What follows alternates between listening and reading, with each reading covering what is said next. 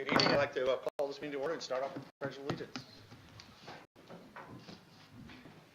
Pledge allegiance to the flag of the United States of America and to the republic for which it stands, one nation, under God, indivisible, with liberty and justice for all.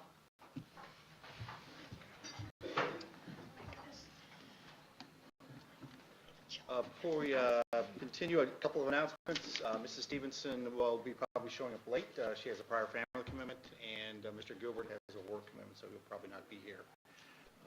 Can I have a motion to adopt an agenda? First, Mrs. Hoffman, second, Mrs. Rajat. All in favor? Okay, unanimous. And let's go to our study session. Before we begin, just one simple note for me is the importance of the goals and the reviews on this meeting. This is the opportunity for all the participants as a professional educator, someone that's been doing this pretty much your entire adult career, to show us how you can condense, the major ideas of what you've done, the major accomplishments of what have been done this first half of the year, and really enlighten us as to what we can do to become better. So this is not sort of a running through of slides at all. This is a meeting that you convey, what really makes it tick to make the Shen School District work and continually get better. So at this point, we'll start the study session. I'll go through the standard comments. This is designed for the purpose of having administrative updates to the board. There are no public comments. Residents may attend the next scheduled meeting on March 5th and or contact the board via email at bohn.org. All questions come to the Office of Public Information Officer and are shared with the board and or superintendent as appropriate. Policy questions and concerns are typically addressed by the board president. Operational questions and concerns are typically addressed by the superintendent and or designee. So at this point, I'll turn it over to Dr. Robinson for superintendent comments. Thank you very much, Mr. President. We shift the agenda a little bit from what you see, doing the CAC update first and the goal second. So at this point, I would like to ask Mr. Ripchick and his colleagues to come forward to do the CAC presentation.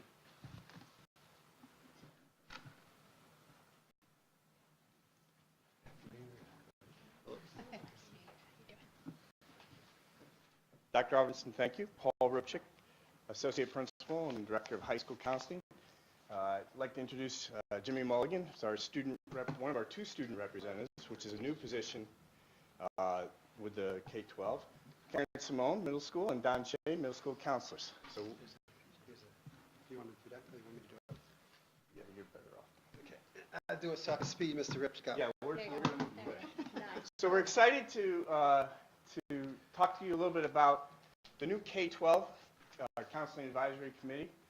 We've met 2 times. There's 29 members of this committee, which you think, wow, that's huge.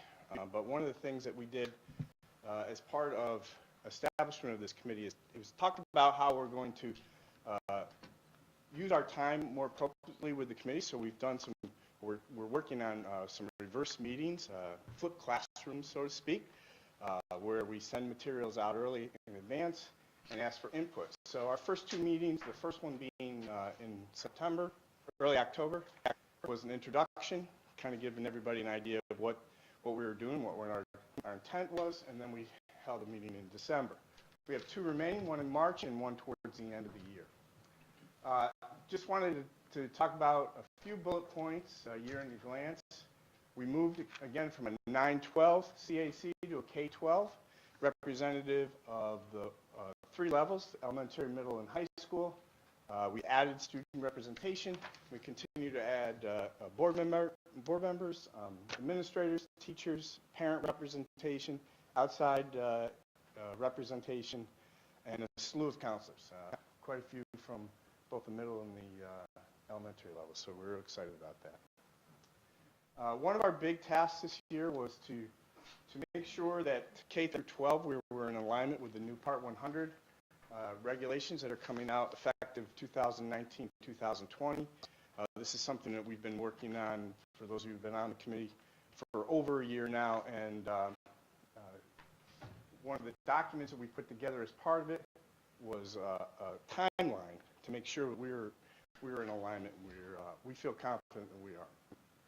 The last thing that one of the things we're going to be working on is moving forward as an opportunity to present to the Board of Education. We're creating 3 summary documents The acronym is SCAR right now. We're going to work on changing that, but it's going to be School Counseling Annual Summary Document. And what that's going to look like is it's kind of like a newsletter, 2 pages, identifying some of the actions that have taken place throughout the year, some of the growth points that we've been able to recognize, and an opportunity for us to highlight things that have taken place. So at the end of the year, the goal is to present to the board members 3 documents, one at the elementary level, one at the middle school level, and one at the high school level. And every year, that will be reoccurring, so we'll get that document out to you.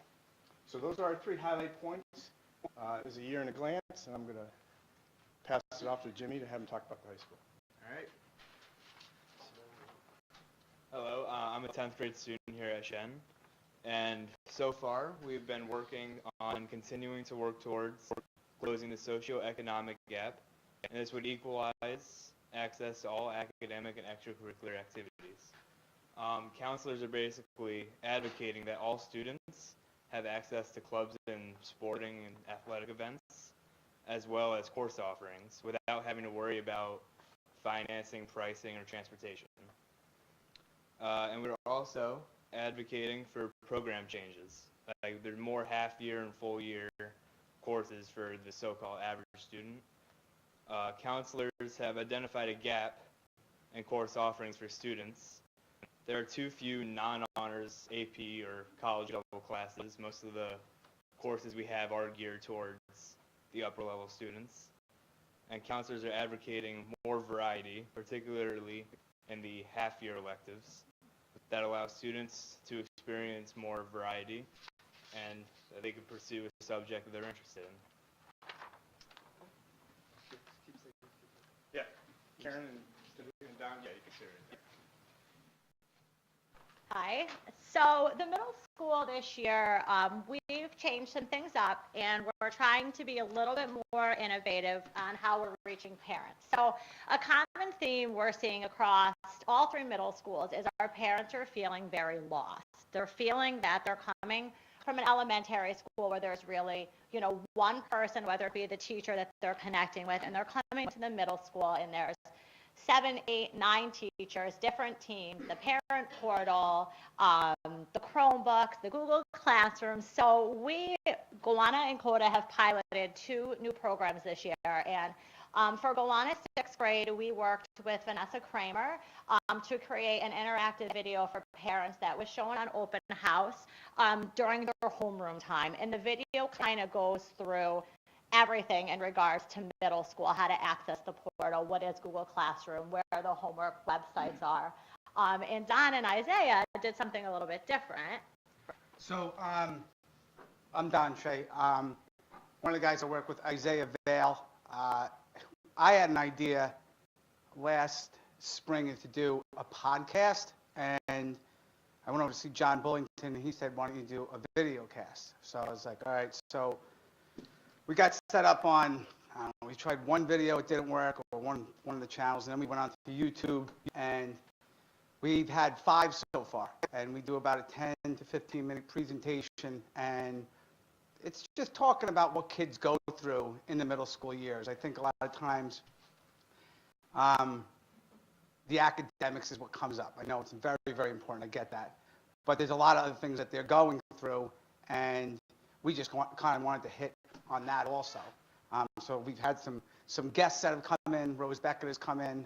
Got to see if this guy will come in one of these days. But the biggest thing is we feel is working so well is we're getting hits. People are watching it.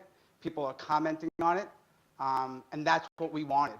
And my vision gets bigger and bigger, and I got to go slow, like I talked to Becky about it. I got to go a little slower. But, I think it's very interesting is when kids come in and go, Mr. Shea, I saw your video last night, and they have comments about it, and when can I get in there, and when can I be on TV, and when can I be on the computer, and we're going to get there, but I'm just very pleased in how much we're able to get the word out that we're here to help in any way, and I think sometimes in our presentations at night, and parents are busy and people are busy, this might be a better way for us to at least get out there and tell them what's going on in the middle school and how we can help in any way. So that's what we started this year, and like I said, we did 5 so far, so it's going well. Yeah. I have a quick question. Are kids in yours? When you say the kids are asking if they can't be? So what we did was we started off with why we're doing it. And one of the biggest reasons that we are doing it is I think kids want to open up and come in and talk to us continuously, which is awesome. But one of the things that I want to bring the kids in is what else are you going, what else are you going through that we can touch on? We talk about this socioeconomic, what we're trying to close there. I think it's very interesting that many times I have a motivated kid that comes from, a very well-to-do home, and I have a very motivated kid that comes from, they're struggling, but he's still very motivated, or she's very motivated. What is it that makes those kids tick, that makes them motivated wherever you come from? What gets you going? And that we're coming up on our next one, and we're going to bring in someone from the arts, because there's different reasons why we give kids experiences at this level, because some kids gravitate to other things. And I think sometimes the kids see something like, that's what I'm into. I'm glad they're touching on that. So when we say kids, we're going to bring some kids in, and, it probably won't be the whole 10 to 15 minutes, because I think that's hard for any kid to do at this age, but just for them to kind of give us their ideas of what else they may be going through, or what else we can touch on. So. And for our college and career readiness, we're continuing with our career exploration program. We've tried kind of a variety of different ways to reach our kids. We've done a lot of research. I think this is our 4th or 5th year. And the model that we're currently going with, we feel we've gotten the best feedback from students, from parents, from teachers, from the presenters. And our 8th graders get 2 career exploration programs as 8th graders. And in the fall, we look at the humanities field, and we put a career pathway in the humanities field in every English and social studies class. So whenever they're in English or social studies class that day, they're hearing a presentation from that genre. And then in March, we'll be doing it from the STEAM field. So we'll have professions in every math and science class from people in those fields. So the kids are exposed to at least 4 career pathways in their 8th grade year, and we do feel that it's been going well with that.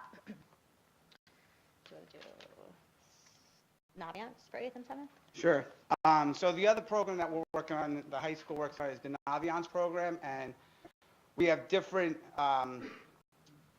presentations, I would say, that go on in the 6th grade, the 7th grade, and the 8th grade, and they go through different activities.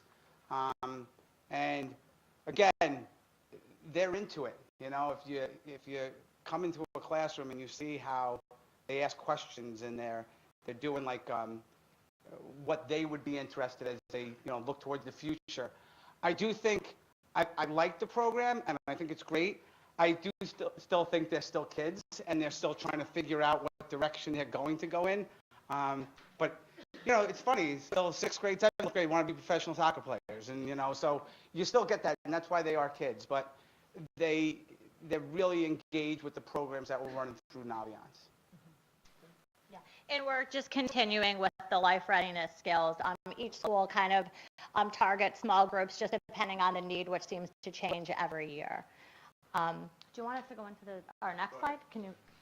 So some of the things, so this is our first year as middle school counselors on the CAC. So we are bringing up and kind of just asking for our ideas. Our biggest struggle we're finding right now at the middle school level is this is our 2nd year for collecting what we're calling foot traffic data.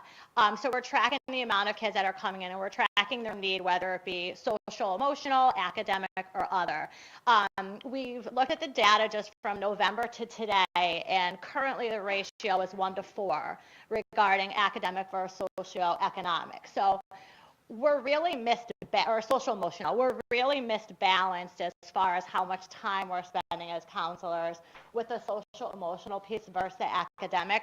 And we're just continuously asking, I think, for feedback and just how can we shift that so it's just a little bit more balanced. And the socioeconomic gap, same as with the high school said.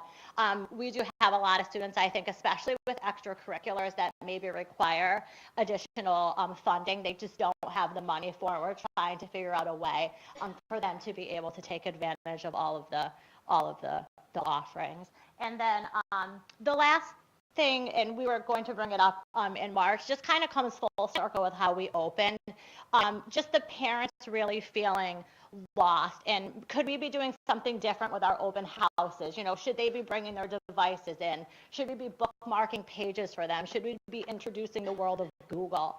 And that's what we're hoping to kind of bring that to our March meeting. So we can go back one slide. So finally, at the elementary level,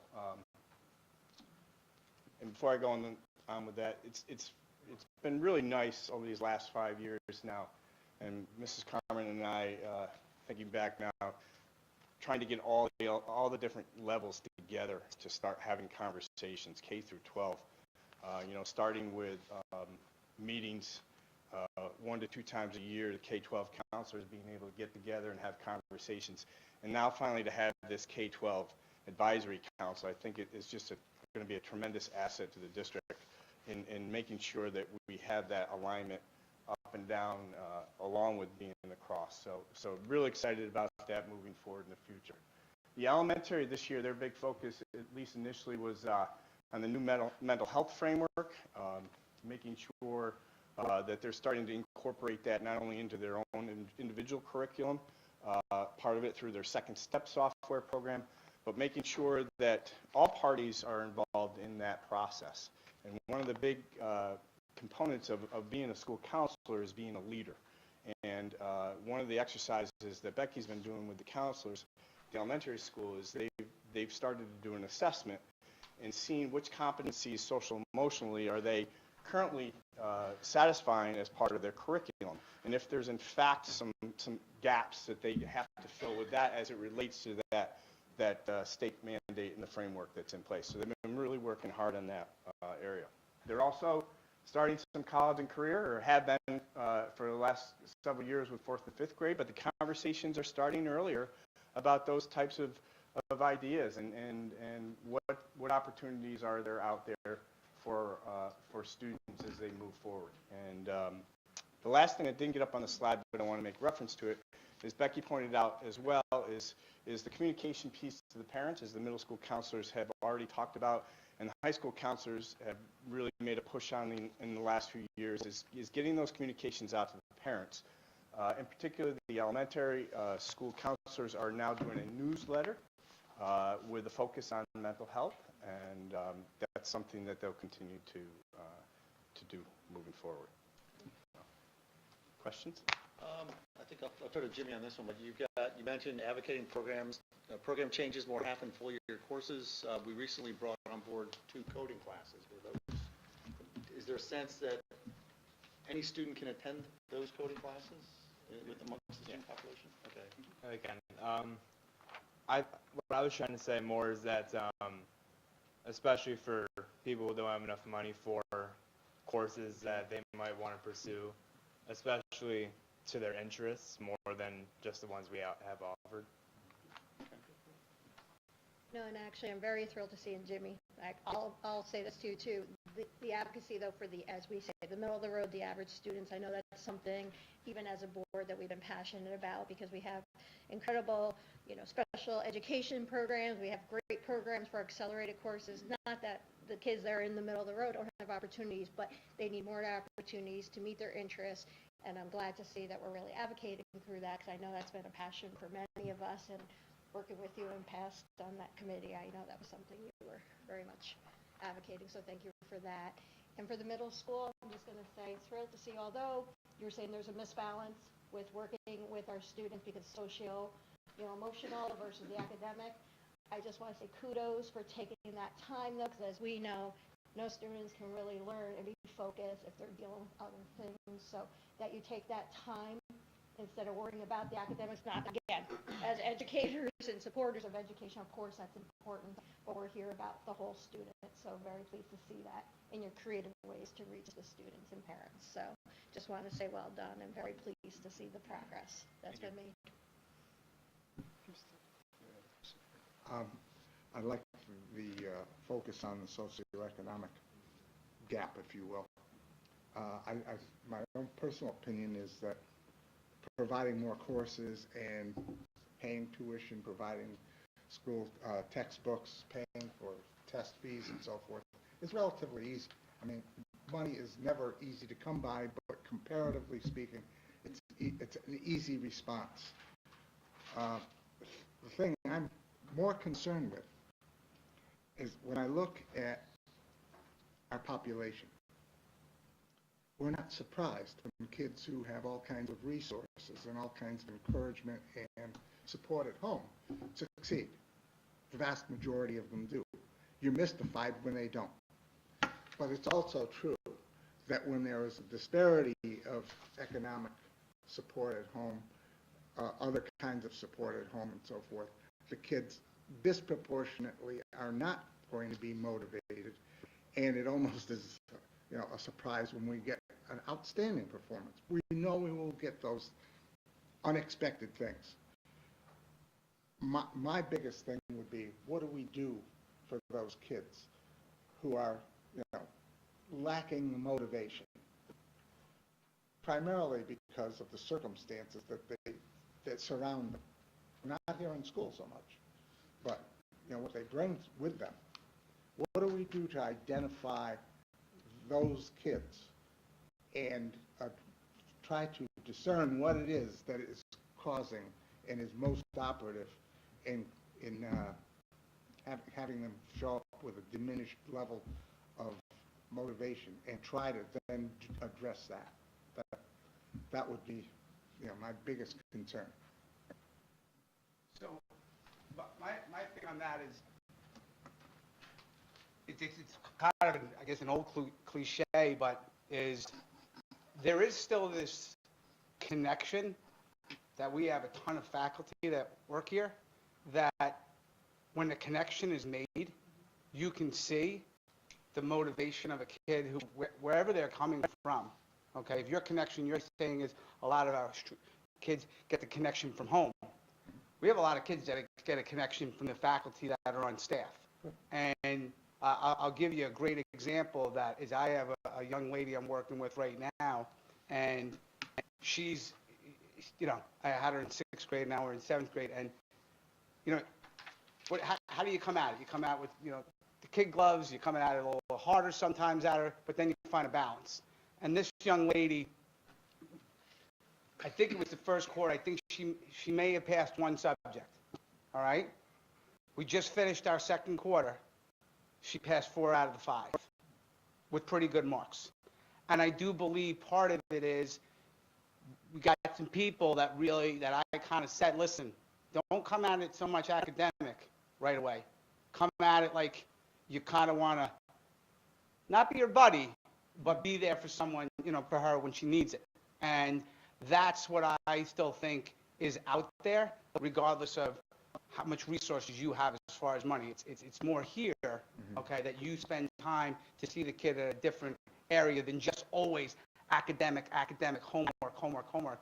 What do you have here? And once they see that you have this towards them, I'm telling you, and not all of them are going to flip, but a lot of them will come that way. But you got to show them that, and I think that's that piece. If you watch some of our videos that we're doing right now, that's kind of what we're trying to kind of take the angle on, because I still think like there's tremendous faculty here. There's a lot of us that if we take that, and it's not a major percentage.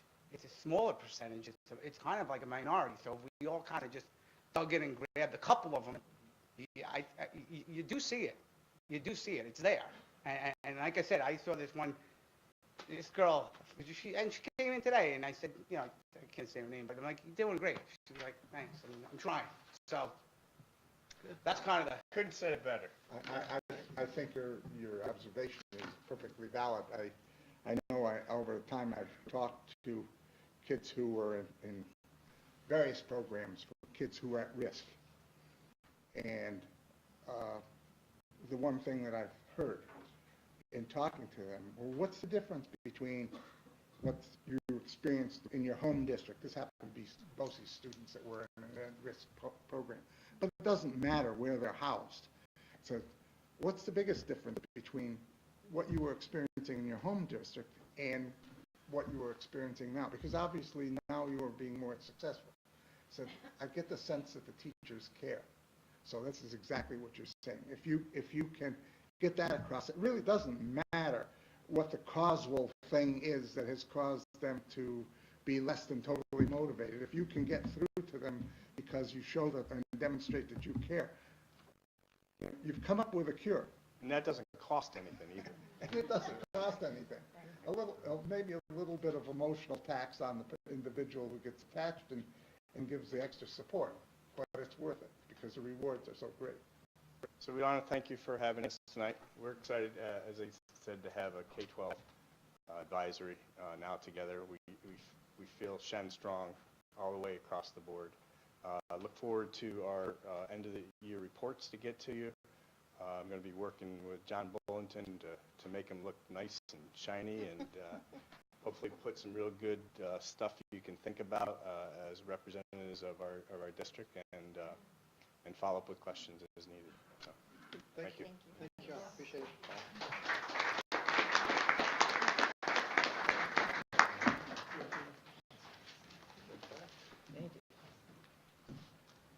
So that was the brief presentation. And now we're going to have an even much more efficient presentation coming forward. So no pressure on those who are in line. So the board is very familiar with the goals and our goals process, and know that this past year we revamped the goal statements, and clearly the board approved those goals. But again, they're here as that vivid reminder that everything that we do in the district evolves around the goals. And we always ask ourselves, how are things supporting the goals? With that being said, there are things that we have tons of examples of, and there are things that are evolving, and there are things that we look at and say, wow, I'm not sure if we actually want to effectively do those objectives this year or not. So I share that perspective with the board because, as you see, you thumb through the document, there's a wide variety of different things different people are engaged in, and we try to provide some examples of in a snippet because clearly, yes, I certainly like being at board meetings, but I don't think none of us want to be here for hours and hours at a time. And so being respectful of that too, we try to condense, as Mr. Prester said, some of those things into one, but just to give the board a flavor, a very good flavor of what's happening, and also the public a very good flavor of what's happening. And I think probably most importantly, keep us as administrators honest. It's a process that keeps us honest, that when we are deliberating and deciding and doing, we know that at some point we're all held accountable for our leadership. And so this process has multiple purposes beyond just presenting information to the board tonight, because everyone who's presenting, people volunteered to present, and certainly grateful for those to present. But more importantly, everyone who's presenting represent the work of many, not only from administrative piece. And I say that because you'll see administrators come and present, but this is a body of work that involves all stakeholders within the school community, the work of the adults and the work of our students. And so hopefully you'll have that appreciation, that context, as we go through some of the highlights. And some will be quick, some will be a little bit more in depth. However, think about the whole thing in a totality and not necessarily in pieces as much as you can. And so that's why this first slide becomes so important. So as the board, just kind of keep those four things in mind as you see this picture being painted in front of you. So with that being said, we'll go to first slide. Mr. Hills. Oops. What did I do wrong here? Excited to be able to start tonight and to kind of mimic or echo a little bit of what Dr. Robinson was saying there.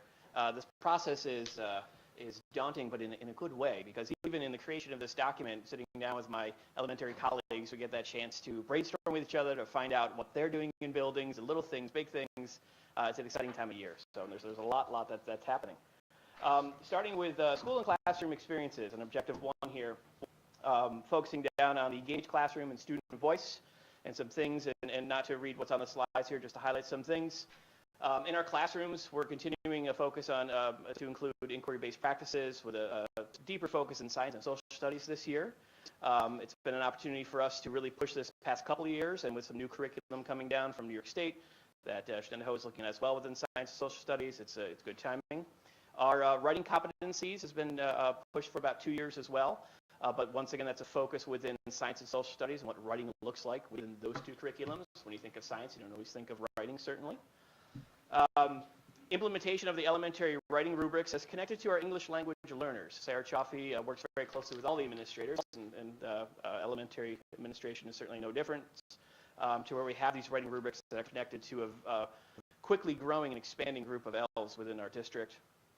And then something that's very interesting too with when we talk about student voice, Anna Sugarman in her world, it's a small collection right now, but their student focus group that she's working on, and she's just inside 2 buildings right now within Shattuckon and Chango, and she's actually working with students and recording some of these sessions and going through some interviews with some students to get their reaction from the elementary perspective of what curriculum is like from their world and how it affects them. And we're going to be able to use some of that data and some of those answers, some of that feedback to augment, to shift what instructional practices are like within the elementary world. It's in 2 buildings right now, and that's looking to grow. It's a little bit of a pilot at the moment. So, thank you. Thanks, Dan. We have an unbelievable segue So by the way, about to happen. we know Robin because we live in her house every other Tuesday. But as you come, make sure we do the introductions as well. Perfect segue for this, because we have done in the focus groups with Anna already here in the middle school, and it's wonderful to hear the student perspective. And not only there will be some improvements in individual schools, because each school is doing things a little bit differently. I know Acadia has, in particular, is looking at the school environment. We kind of focus more on within the classrooms, the actual teaching. But what we were hearing from the kids is that they love to be engaged with the teachers, those teachers that were right involved and were hands-on with the kids. And it was just really powerful to hear what they liked. So now it's what we do with that information. And like Andy was saying, we need to go back to our staff and talk about the things that the kids are talking about that they love to hear. And one other piece, because we know that we're not going to go through every bullet here, but the other piece that I think is really important is our digital citizenship piece. We are following the common sense education that we have been utilizing, and we use the 6th, 7th, and 8th grade modules, lessons, but they have now changed. So we have administrators working with one of our lead teachers to take a peek at those new ones, and the times have changed, and we're a little more advanced than we were 2 years ago when we started to pick up on the common sense media. So there are new 6th, 7th, and 8th grade, and there are new K through 5, and there's new 9 through 12. So we're going to be looking to train our teachers on those so that they can train our students. So every single student has minimally 5 lessons at the beginning of the year, and then multiple different things throughout the year, because this is so important, especially we have the Chromebooks, but also just with their phones and their own little personal devices. So, this is an exciting time for us as we make that change. Thanks, Ron. Hi, Ron Agostinoni, principal at the high school. Just jump on the student focus group and Anna Sugarman's work. Same thing taking place at the high school. Students are talking about how they best learn, and I know we're really excited. Anna just told me we're close to having video done to be able to show our staff, our faculty and staff, how students are learning and some of their feedback.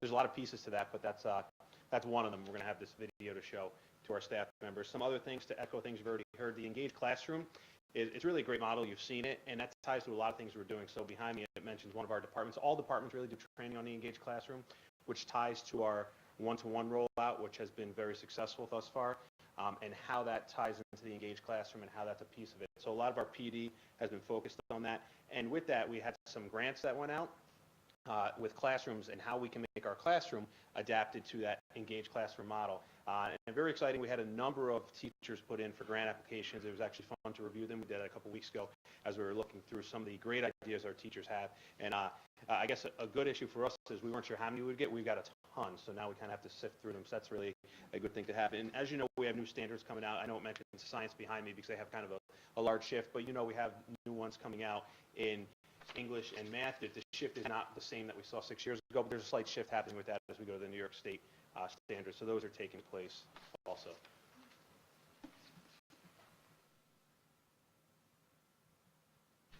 Elizabeth Wood, Deputy Superintendent.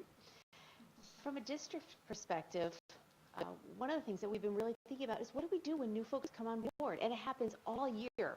We know we're great when teachers come in brand new at the beginning of the year. They have a really extensive new teacher orientation. But we've been spending a lot of time talking about what are we doing with our substitutes? How are we providing them supports? And what are we doing when we onboard people throughout the year?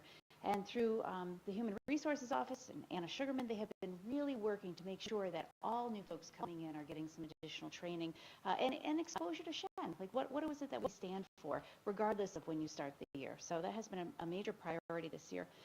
Something you're going to be hearing more about as we go forward is the work that we're doing with the Alternative Scheduling Committee. We have a committee meeting at the secondary level, grades 6 through 12.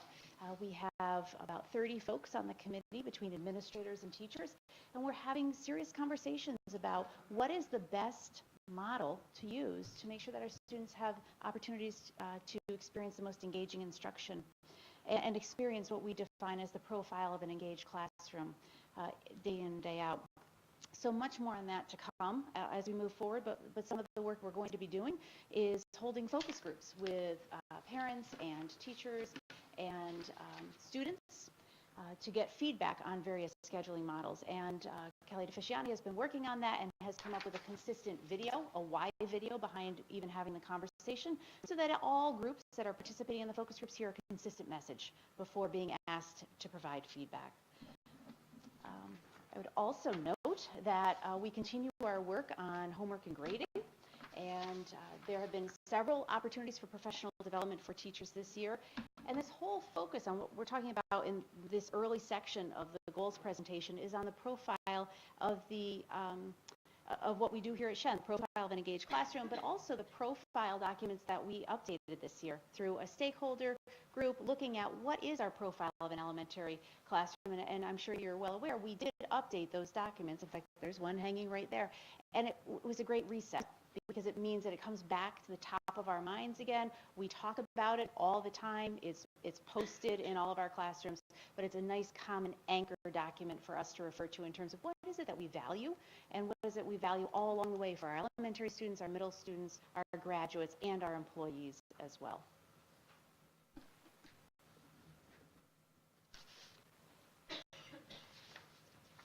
Michelle Gabrihuba, Academic Administrator for Math and Science at the elementary level. So we're moving on to Objective 2, which addresses innovative programs and practices in instruction and assessment. And the first two highlights on this talk about assessment. This year we were able to move a lot of our, not just our quarterly assessments, but our chapter-by-chapter math assessments into our eDoctrina platform. And that way, we're really ensuring that our students across all 8 buildings are using rigorous assessments. We're having common data so our teachers can have collegial conversations around their student performance and really inform their instruction. The next highlight is that we're moving to computer-based testing for New York State ELA exams in 4th and 5th grade this year. So that required some introduction to teachers and to students on what that will look like and entail. The next 2 bullets address some experts that we brought in this year. The first was Dr. Stephanie Affinito from the University of Albany, and she worked with teachers on incorporating technology into their lessons. And I think the big takeaway from Dr. Affinito was using technology not for the sake of just using technology, but using it to really elevate instruction and to, again, we're going back to that engaged student, to really engage our students. And then we had Dr. Kilpatrick come in and work with some of our EDK teachers, our SPED teachers, and our administrators. He's really an expert in reading difficulties that kids are experiencing at a young age, so bringing an awareness to those folks to not only recognize but help prevent some of those reading difficulties in our youngest learners. So that was very important work. And the final highlight was a video was created to help our preschool providers as they are beginning to make recommendations for our special ed students and what types of programs and recommendations might be best for those students and most appropriate. And also being able to use that video to introduce parents to those programs. So those are some of the highlights. Thank you.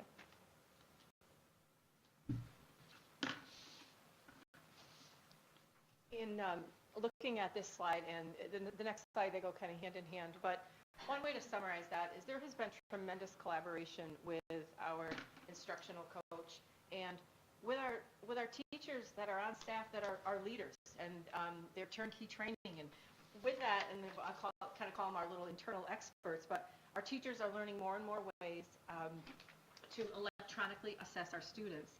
But it's not just all about electronically assessing our students. It's what do we do with that data once we have that data? And it's looking to modify instruction. It's looking to remediate. It's looking, how do I reteach? And so that to me is really important, because technology is wonderful, but it's what do you do with the technology that we have? And so through the IXL and through the eDoctrina, which just about our entire staff has been trained on, we are finding better ways to assess our students and then working with that data, whether it be individual teachers or our instructional teams. I want to go on to 9, it's kind of a continuation. Also, it's a continuation, but this is also kind of explaining that our special education department, we're working with that particular group of students, obviously all students as well, to try to find different ways that we can remediate and find out the weaknesses of those students too, and learn more about our teaching to provide a better learning environment for them. The other really kind of neat thing this year is our portfolios. In our technology department and our English department, every 6th grade student, I don't know if anybody has a 6th grader, okay, they would have a portfolio. And what's really neat is it's a place that they're able to put the best of the best. I mean, some of their portfolios have way too much stuff in, but if they go through and keep from 6th grade some of the best, and they'll start over time to start to notice that their writing, look how much it's improved, or maybe their drawing, because you could take pictures of your work and put it in there. But it's a really powerful, and I'll tell you, our teachers are so excited to be utilizing those. And I really think the sky's the limit on what they could put in there. Like anything else, like your own closet, it could get very junky too. But it's definitely one of those things that I think it's going to be neat to see what the kids do with that and what the teachers do with it as they access them to kind of learn a little bit more about the kids. Going back to what Don and Karen and Paul were talking about is knowing your kids a little bit better, and that you can do by going through a student's portfolio.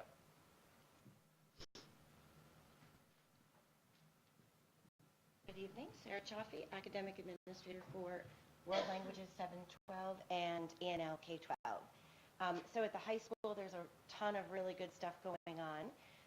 First and foremost, we have something that we're investigating called the Seal of Biliteracy, which is a program that allows students in 11th and 12th grade to demonstrate that they're biliterate, so they're literate in more than one language, and by doing so, they receive a seal on their diploma. And this is really great for our English language learners as well as our world language learners. So it covers a lot of 11th and 12th graders. There's been a lot of stuff happening in the faculty meetings. We presented Tech for ELS at a faculty meeting. It was really a way to help teachers of ELS use technology to help their students. Just to give you an idea, as an example, there's a really cool app that we taught teachers about called Talking Points, and it allows teachers of ELS to communicate with their ELS and families via text message. So I would send a text message out to families in English, and there are actually people in a room somewhere, real people who translate that, not just Google Classroom or Google Translate, but they translate it and send that message to families in their home language, and then families can text back to the teacher in their home language, and it gets translated into English. Faculty meeting time has been dedicated to lots of work with cultural competence. Teachers have been trained in how to facilitate days of acceptance. They've seen a 3-part series called The Art of Understanding Students. In 9th grade, students were taught lessons from the Common Sense Media's High School Unit 1 curriculum as part of their orientation program, and these included topics such as pressure on teens to keep up appearances online, cyberbullying, ethics of copywriting, and things like that. The last bullet is about the literacy toolkit. That website is now up and running, and this provides resources for teachers literacy resources for teachers. On the next slide, you'll notice extensive incorporation of technology. A couple folks have already mentioned extensive training in and use of eDoctrina. We picked up Castle Learning in science classes. There are 2 courses, the Computer Science Discoveries course and the First Bullet and Mobile Application Development courses. They're currently running 2 sections of each of those courses. Students are really enjoying learning about coding in them, and it looks as though we have enough interest to run 2 sections of each course again next year. Another thing I'm personally really excited about is some work I'm actually doing with Kathy Sherwin and State Ed and some of our ENL teachers and our ELA teachers to talk about, to make exemplars for lessons and those exemplars will be used for teachers all over the state to help them in the rollout of the new ELA Next Gen standards. And you're up next.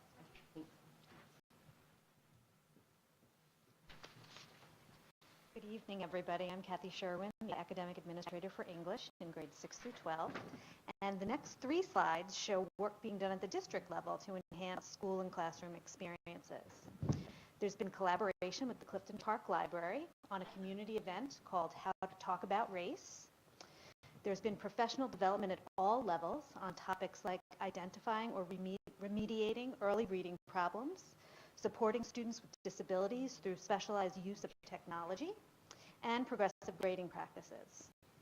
There's innovation in the music program, including new software and technology and new instruments at the middle school. I think people have already referenced the Future Ready grants that many teachers have applied for to enhance student engagement in their classrooms. The next slide talks about how the district is using technology for a variety of purposes, monitoring student learning more closely and effectively than ever before, spreading community awareness of the high school one-to-one initiative, and supporting substitute teachers with system access so that they can continue meaningful instruction while the regular teacher is out. You've heard a lot about eDoctrina already today, but I can say that there has been substantial professional development ongoing to help teachers learn how to use that platform to work with students.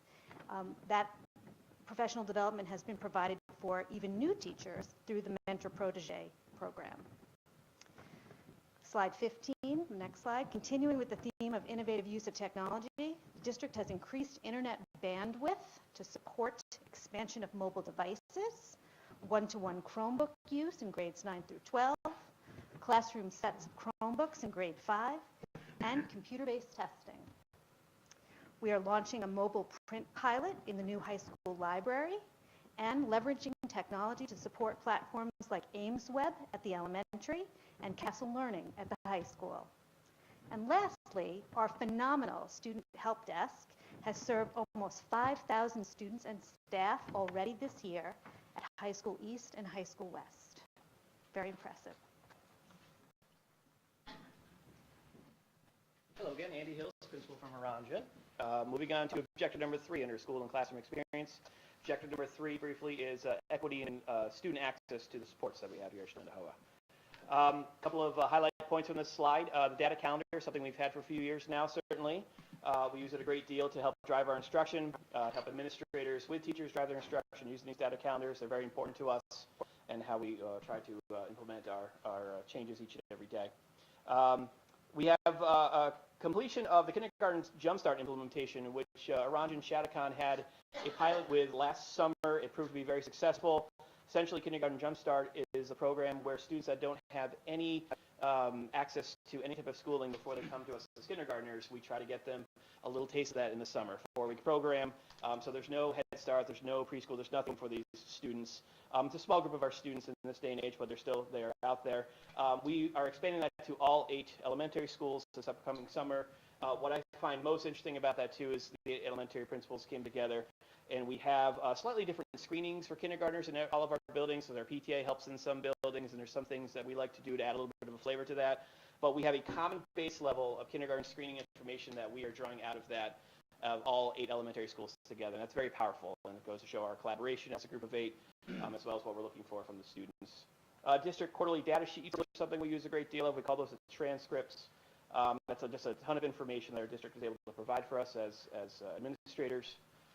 AIS teachers this year are piloting an Ames Web program, which is a progress monitoring tool.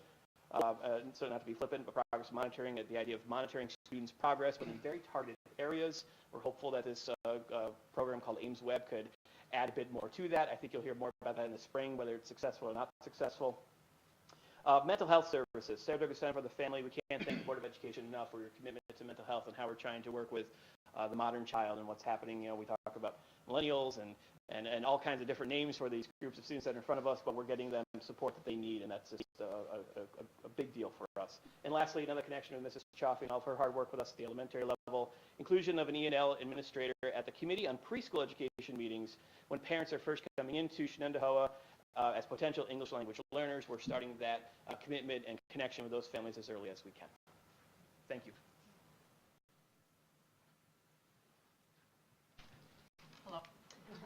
So the counselors had already mentioned the first one that they were tracking the visits, but one of the things that's very neat this year or next year is that they're going to be meeting one-to-one to talk to students, and they will be talking about academics and social emotional. I know that Acadia 6th grade is actually piloting it this year, and so that counselor will be meeting with every single student. And you know, as visible as I've seen every counselor in this building, there are still some students that will go home and say, I don't know who my counselor is. And we've even talked recently about they go back into homerooms and just remind them again, you know, my name is Mrs. Simone, she just happened to be here. And again, remember that I am your counselor, and these are the reasons that you could come to see me. And because we just don't want a kid to ever, it's almost even embarrassing. So we want to make sure that they know them, but the way the program will work next year, that can't happen because they will be meeting one-to-one. As Andy mentioned, we too have a data calendar that we utilize, and we get a tremendous amount of information. And we just want to make sure that every student's academic needs are being met. Why did they drop from a 75 to a 55? Why did they go from the 55 to an 85? Do we need to put students in AIS? Do we need to take students out of AIS? You know, all sorts of questions that we as teams are asking ourselves. But it's not just the academics, and I think this has been a common message all night, is that we do a lot of monitoring of the social emotional needs. And luckily for us, we have some great support networks right here within our community that we can tap into, and we can certainly utilize their resources to assist us. We'll kind of move on to the next slide. Thanks. Again, using the okay, thanks. The programs we're using to target specific deficits. So one specific area is reading. And, you know, we do still have students in 6th grade. Our elementaries do a fantastic job, but we still have some 6th graders that need the reading supports. So our special ed department has worked very hard, along with our reading department, to make sure that we are offering the proper reading courses to really find those students that have those specific targeted areas that they're weak in. We're providing courses for them so that we make sure that we're getting those kids, and our numbers decrease as we go into the high school, so that we're sending fewer kids, to the high school. And so kudos to the couple of departments that I mentioned for that. And so thank you.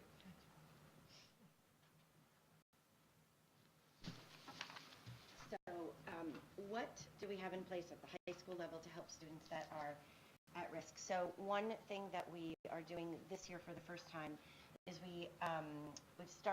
we've implemented the possibility for students who did not earn their checkpoint A credit, which is in languages and is required for graduation. We've implemented 2 more retakes, if you will, or 2 more administrations of the exam throughout the year, so that students who don't have their credit yet can go back and get their credit. And I'm pleased to and proud of the department, and want to just mention that as of this moment, all of the students in the first cohort for whom this was an option, who did not earn their checkpoint A credit because they didn't pass the exam, have now passed the exam. So all of those students in that cohort have earned their checkpoint A credit. So yes, I'm really excited about that. We've had participation in looking by our E&L teachers and looking at different pathways to graduation for ELs. There's been targeted use of data to determine interventions, in particular in grade level data teams and instructional support teams. to come up with strategic interventions which are individualized. And we are looking to expand the Aspire program into High School West, into the 9th grade.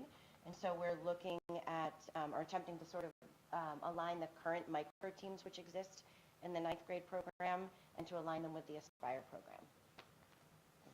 Another one. I do have another one. And then speaking of, continuing on with the high school, we have structured study halls for grades 10, 11, and 12. And then this year, senior math was included to provide a 4th-year math experience for students who are in the Algebra 1A, Algebra 1B Explorations pathway.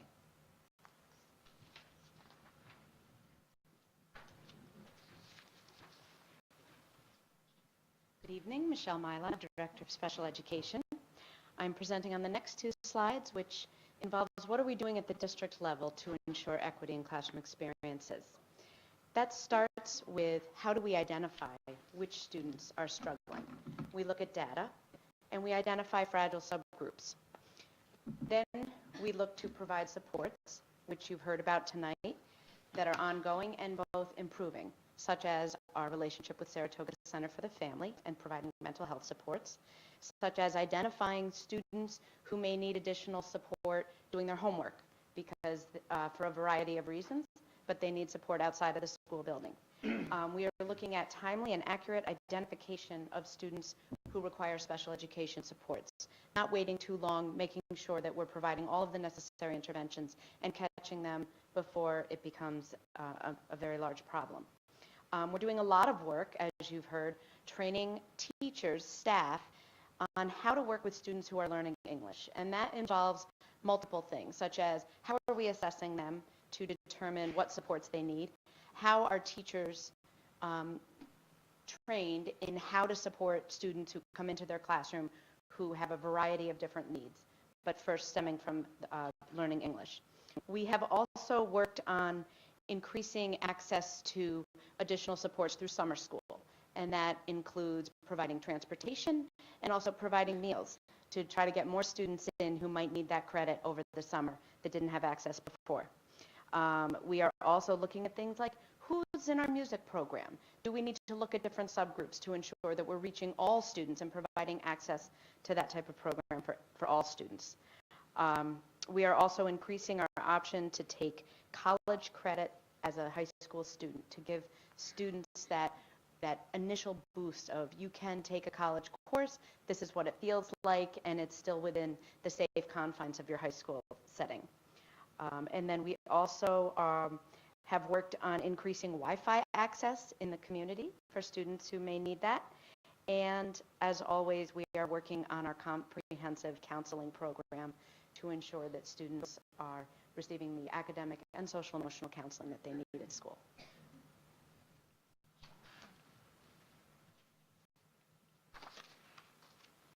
Okay. Hi, everyone. I'm Greg Pace. I'm the principal at Sago. This slide, what you should get out of this is the common schedule that we came up with. But it was about this time last year, elementary principals started reviewing support schedules, and it became difficult because everyone's schedule was a little bit different. Even within a building, those schedules were a little bit different. But when we wanted to start examining and comparing what was happening in each of the buildings, we realized they had to look the same. So we came up with something common. And I just want to throw out a kudos to the teachers because they're filling those out. They post them online, and then they're housed by building. And then we can click on and we can look at what those schedules look like. And they include the FMP levels, so we can actually see the range of FMP levels within a group, the number of students that they Fountas and Pinel, so that's a reading inventory that we give. And we include the number of students, the subject, and then the time that they get. So we can actually see the differences between the buildings. And then the Futures Committee, Karen Skark and myself are on that. We both share the information with the rest of the group. And we've learned quite a bit. That's been a great learning curve for us. I really appreciate what's happening in the community and the information we get from it. So, thank you.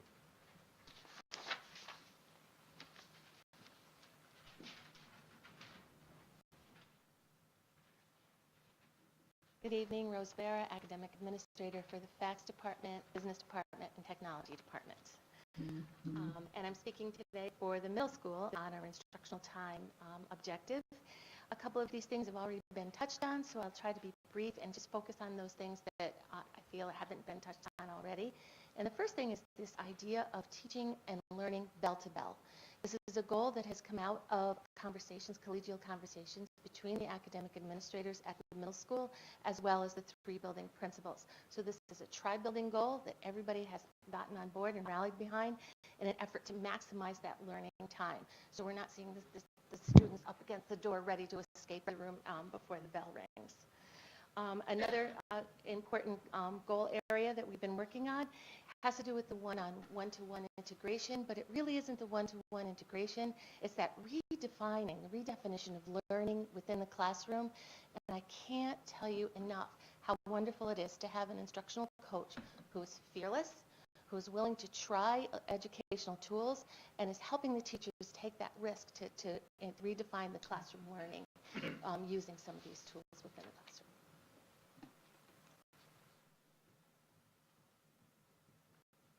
I'm back. So at the high school, we have started something called ENL Open House, and it's actually based off of an idea that Joe Florio had at Scano, something that we did with elementary schools, where we come together with teachers of ELs and ENL teachers, and Jill and I and elementary principals have also are interested in this as well. We've expanded it into other elementary buildings, but we also brought it to the high school. And at the high school, we call it ENL Open House, but it's an opportunity for teachers of ELs who have questions about how to work with ELs, how to support them. They can sort of come in and sit down with us and talk about their individual students, understand what their ELs needs are. And so we did that at High School East and High School West this year, and it really gives them some sort of personalized professional development in working with the ELs.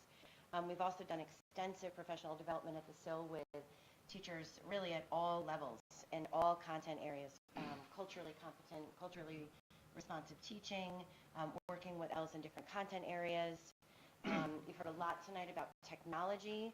There are multiple tech platforms that we're using to help students, not only just to help their engagement, but also to assess their needs and their progress. And the student help desk, we've already mentioned, the SHED has been really successful at the high school, and the Alternative Scheduling Committee, I'm sure you'll be talking much more about that in the future. Thanks.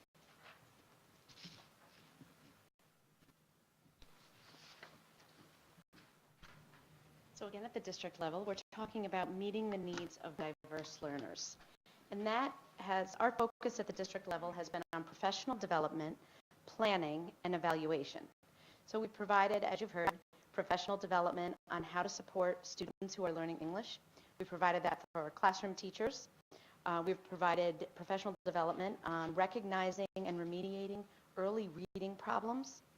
We are also, we've provided professional development on professional inquiry. So you're a teacher, you want to try something new, you've learned a new technique or strategy, and then you want to implement it. How do you then go about assessing whether or not what you've done has made an impact? In terms of planning, you've heard that we are working on alternate scheduling options, and that involves including community feedback, focus groups, and also what is the impact on other programs, such as food service, such as transportation. And then we are always evaluating our special education programs, our populations change, and we have spent time already this year looking at our programs for students with autism and developmental disabilities to ensure that students are placed in the appropriate programs and we're meeting their needs the best that we can.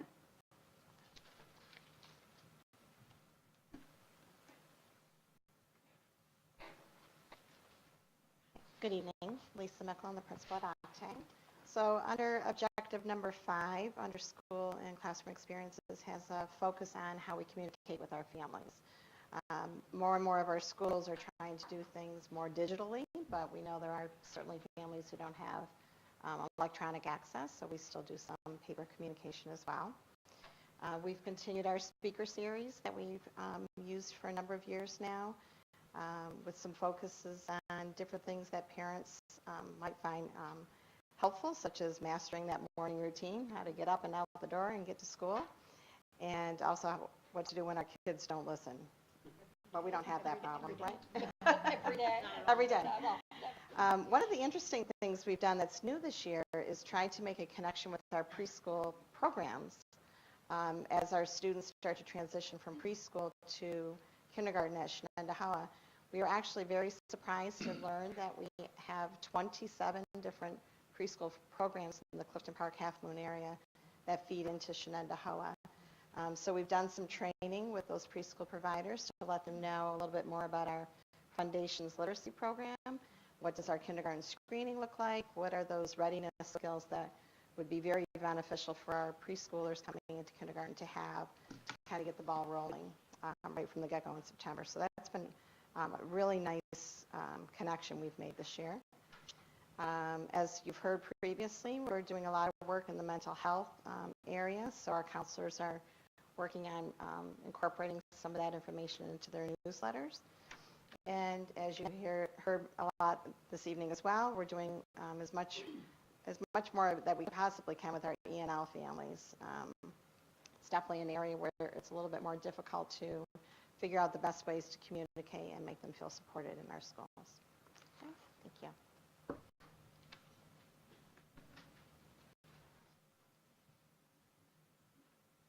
We heard Lisa talk about the speaker series that's been in place for a number of years at the elementary level. It has now been brought up to the middle school level as well.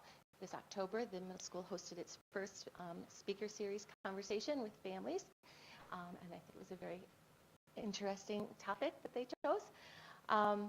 The communication at the middle level, the goal is with the 3 middle schools to make it frequent and consistent so that the parents are hearing the same message regardless of which middle school that your child is attending. The counselors and the special ed department are also on board with providing parents information in terms of newsletters, including, as was mentioned before, the idea of mental health and wellness, and holding information nights monthly at the special ed.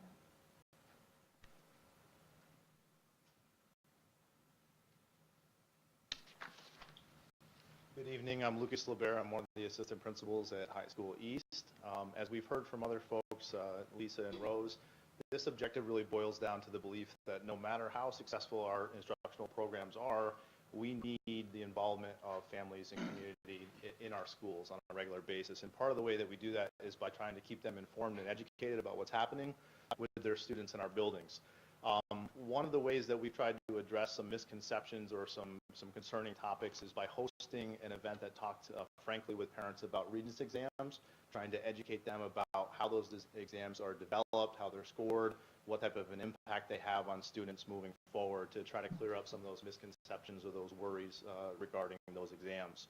We've also really made it a point this year and in years previous to address some risky behaviors by the teens that we serve.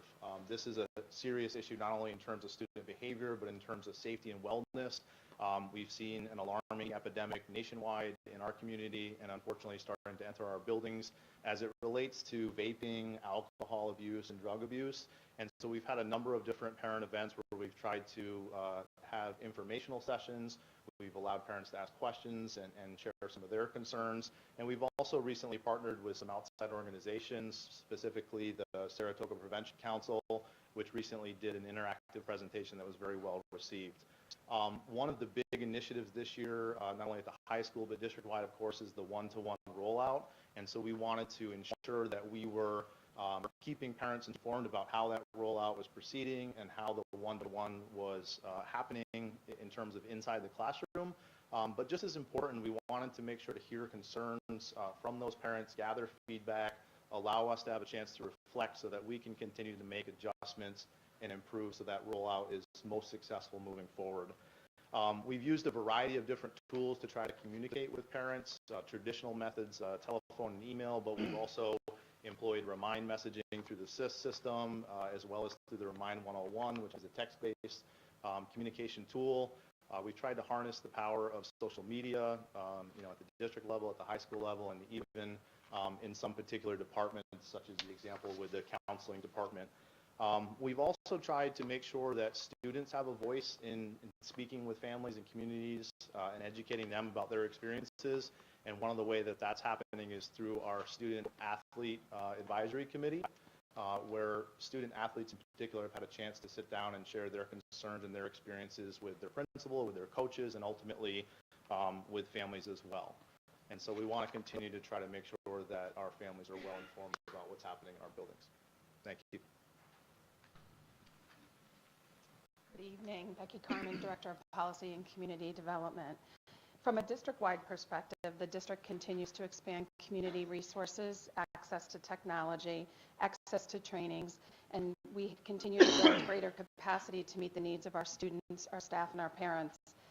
There has been, excuse me, I should have worn my glasses, increasing modes of communication, as you have heard, throughout the presentations tonight, as well as collaborations for staff and the community.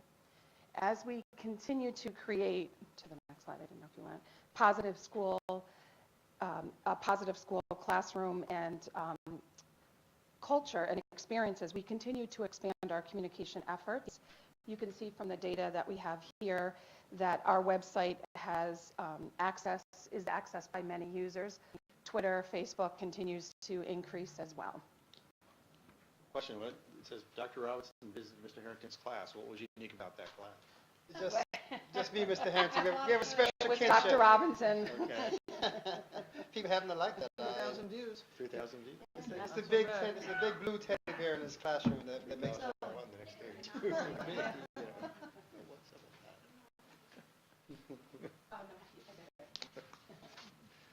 Good evening. My name is Kathleen Strangis, Academic Administrator for ELA, AIS, and Social Studies at the K-5 level. So we're switching to organizational culture and environment goal. And the first one there, we'd like to pull out that piece about cultural competency. We've continued our work this year with our district goals and our cultural responsiveness training.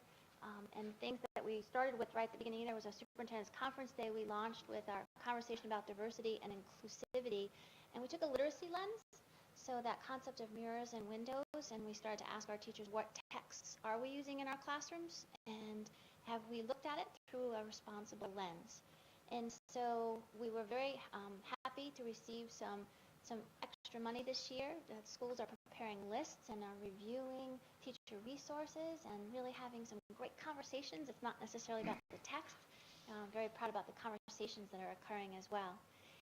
Something else we always take a look at when we're onboarding products is our anti-bias checklist. Again, continuing that conversation, it makes us look through many lenses to make sure that we are responsible in what we are putting out there before our students in that way. And then there's also a shared website. We continue to build on the cultural proficiency website on Inside Shen. So not only do we find these great resources, but then we're building banks so that it can have some longevity and some use going forward.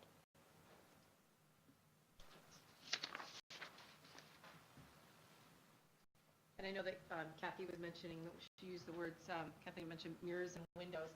And the last bullet was something that I knew was on here, wasn't part of my notes, but that's really exciting when I see that particular area, is that, 2 new texts are going to be added. And if you kind of read through that, the teachers identified next steps for expanding the diversity of our instructional text.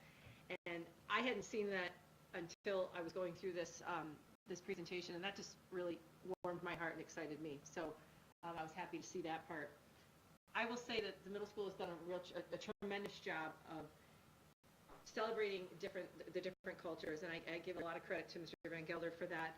It's not only in our cafeterias that we celebrate, but we have luncheons, and we do traditional luncheons, but we also have student volunteers that share out their experiences as to why the holiday is the holiday, and they talk about it, and it's really powerful. And if you check the website, we all tend to post different pictures, but it gives them they're so proud, and it's a great feeling to see that happen. Another thing is that we develop a schedule in the beginning of the year, and we ask that every single teacher develop at minimal 1 lesson.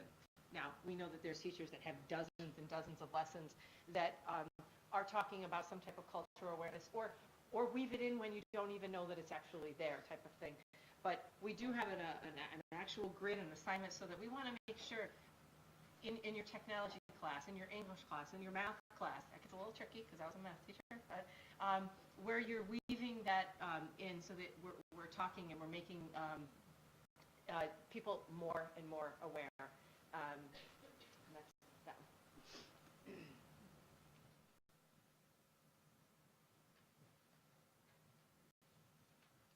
Good evening. I'm Kristen Lennon McMahon. I'm the class assistant principal at High School West. And I'm here to talk to you a little bit tonight about some cultural competency at the high school level. This past summer, we had the opportunity, we actually took some teachers, administrators, and board member to a diversity symposium in Ithaca. And from that symposium, a lot of great works and some, important work came about and gave us some ideas moving forward. So with that, at the high school level, we have done a 3-part series on the art of understanding our student. I know that was referenced a little bit earlier, so I won't go into too much detail. We also are resurrecting the Culturally Responsive Teaching, Leading, and Learning Committee using a future-present approach.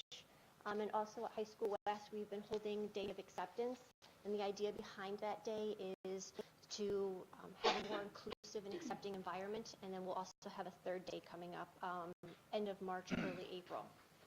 In addition, we've also been looking at restorative practices with our students, looking at some alternatives to discipline.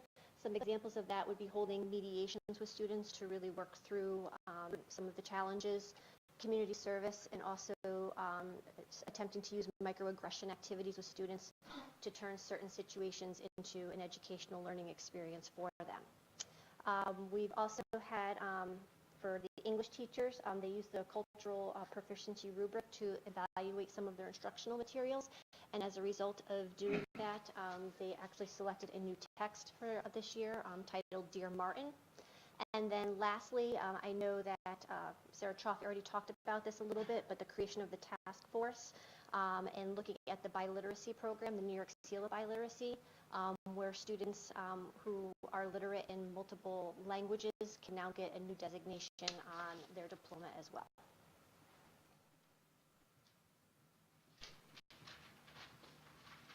So we know that culturally proficient schools are places where students learn at highest level and staff are receiving quality professional development to ensure social justice for all students. Here we highlight some of those initiatives that are taking place to ensure that we are being culturally responsive. As we continue this work, we have continued to build our partnerships with community agencies such as Wellspring and other schools to share our work while continuing to showcase it on our website, Facebook, and Twitter.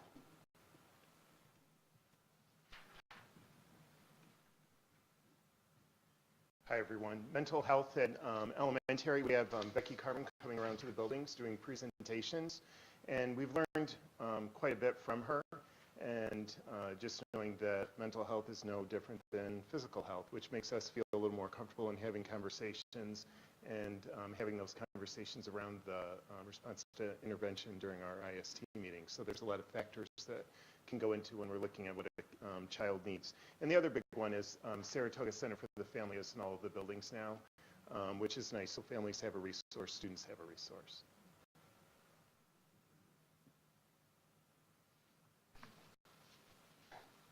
Good evening, everybody. My name is Bill Luke. I'm the assistant principal at Acadia Middle School. Mental health and wellness is something that's sort of rapidly growing right in our faces right now is the vaping epidemic. At the middle school, we recognize we have as a unique opportunity to sort of be proactive and educate our students about the many health risks associated with vaping. So currently right now, what we're in the process of doing is forming a committee comprised of administrators, parents, students, and some other folks that are going to work together to educate our kids now before they get to the high school, or even in 8th grade where we have a number of students who are dabbling with vaping. So we want to be proactive, get out in front of it, and educate our youngest students, but also continue to educate our staff on things to look for, and parents as well. So that's some work we're really excited to be starting in the very near future. So as you know, we appreciate the support for the new support counselor at High School West, kind of mimicking the model at High School East, tailoring it for that building. That's been a big help as we kind of attack this objective here. Students have been involved is we do a climate and culture thing and Wellness Wednesdays. They're involved with writing those, and we broadcast them over our announcements. It's been, again, a climate culture thing for us. Wellspring Domestic Violence, they're a partner with us, but they've also set up tables and done something new this year. They've been involved during lunch periods and giving out informational stuff, and it kind of dovetails nicely with, if you pay attention to our indoor track team and the meters they've been running, kind of ties in with that. So that's been something nice that we've seen. It's been a good partnership with Wellspring. Something new we're just starting is this digital curriculum for teachers for mindfulness. It's a full digital curriculum where they'll be involved with mindfulness, where we collect data and use that. So we have about 20 high school teachers that are piloting that program, and we'll look to scale it up from there. We're pretty excited that that's going to be taking place. Coming up shortly next month, we'll be doing a full high school-wide screening of a movie called Angst, in a similar idea that we did Screenagers last year at the middle school. Angst is about student anxiety with getting to school. There's some cameos in there from Michael Phelps. There's a lot of important people involved in it. So we actually have a meeting. We're working with the PTSA on that. We are meeting on Friday to further plan that. We introduced it to our faculty a few weeks ago, gave them some snippets of the movie we'll be showing. So that'll be a school-wide screening. We're going to follow that up with panel discussion, which will take place in the evening that night. So the idea is to show all students, I believe in 8th grade, and then that night we're going to host a K-12 parent evening about student anxiety. I believe the date for that is March 18th. Yes, that is right. yes. Thank you.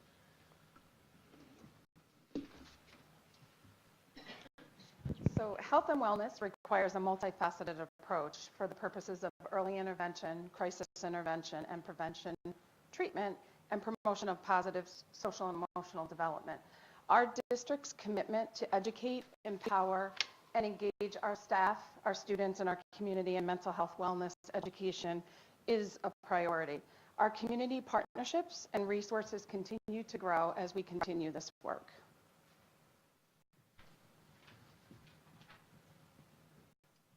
Moving on to objective number 3 under organizational culture and environment. I know it's a lot of information tonight. Hopefully you're feeling that it's good information. It's a lot, but we're happy to be here. The school resource officer, new to us this year, or returning to us this year after many years ago.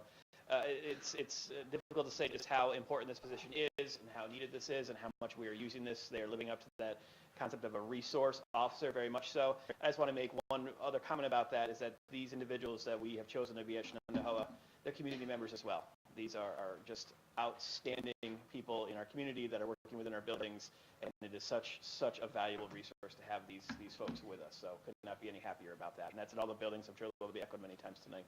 Mass evacuation drill. Ron and Shattucon actually had their mass evacuation drill planned at the beginning of this year. It went very well. And I didn't think to ask, but I think it's Octave is coming up in the springtime, but we do have a plan scheduled that. No, I'm wrong on that. Sorry if I'm wrong on that. The active shooter training conducted through the SROs is happening. It's happened in some schools. All of us are hopeful to have that throughout this year.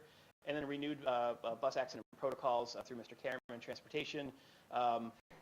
The biggest change in this, which isn't really a change because communication through transportation has always been so seamless ever since I've been here, certainly, and for many years. But Mr. Karen, with some new protocols, has even made that communication even more significant. Because as an elementary principal, if you hear about a fender bender with a bus, your first thought is, I'm going to jump in my old minivan and go right out to that bus scene and want to be there for those babies. But the protocols are in place for something. But Mr. Karen takes good care of us within this as well.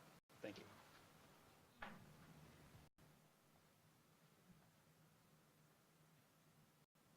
So at the middle schools here, we've done a tremendous amount of work with school safety.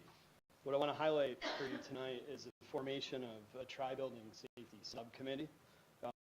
This group is comprised of folks from across the district. We have safety specialists from district office, our new school resource officer, Deputy Mike Regas, school administrators from the middle school, teachers, a variety of faculty and staff who have worked together to lead the way to produce a lot of these things you're seeing up here, including, the critique and the review of our safety procedures and really implementing a lot of safety training for our students.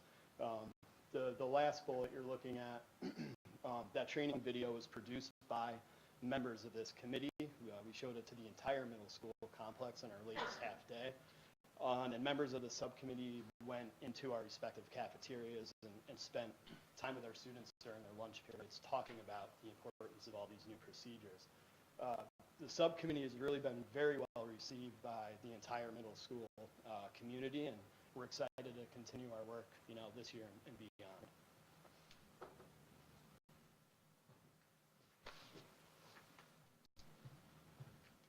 Hello again. Next up for the high school, the Saratoga Sheriff's Department did come in to High School West, and they actually went through the safety procedures for all support staff. And when I say all support staff, I mean across the board, building-wide. Monitors, aides, secretaries, everybody had a chance to come in for this, and they actually had an opportunity to walk around the building and have their questions answered about certain situations should they ever occur in our building. In addition, the Saratoga Sheriff's Department also worked with us to create some safety videos that will be shown in homeroom to students, or already have been shown to students in homeroom. In addition, there's the implementation of the blue lights as well. That's meant to be a new security enhancement, and those lights are actually located in areas where there could be a lot of students and could be challenging to hear a situation should it arise, so hallways, cafeterias, and it would be a notification system to whoever is in that location that something is awry. Hopefully we'll never need it, but the system is in place as an enhancement. A tabletop exercise with the high school team as well as the New York State Police. And then as a result of that, some revisions were made to our High School West incident command system as well based on some of their feedback. And then in addition, staff members who did have some challenges getting their HAZCOM and other trainings done, just simply because of the roles and responsibilities. They're not necessarily always near a computer. We were able to set up some additional time for them to be able to come in and get that done. We held 2 lockdown drills, 1 shelter in place, and High School East is planning for a cafeteria evacuation lockdown, so students have an opportunity to practice that on a large scale situation.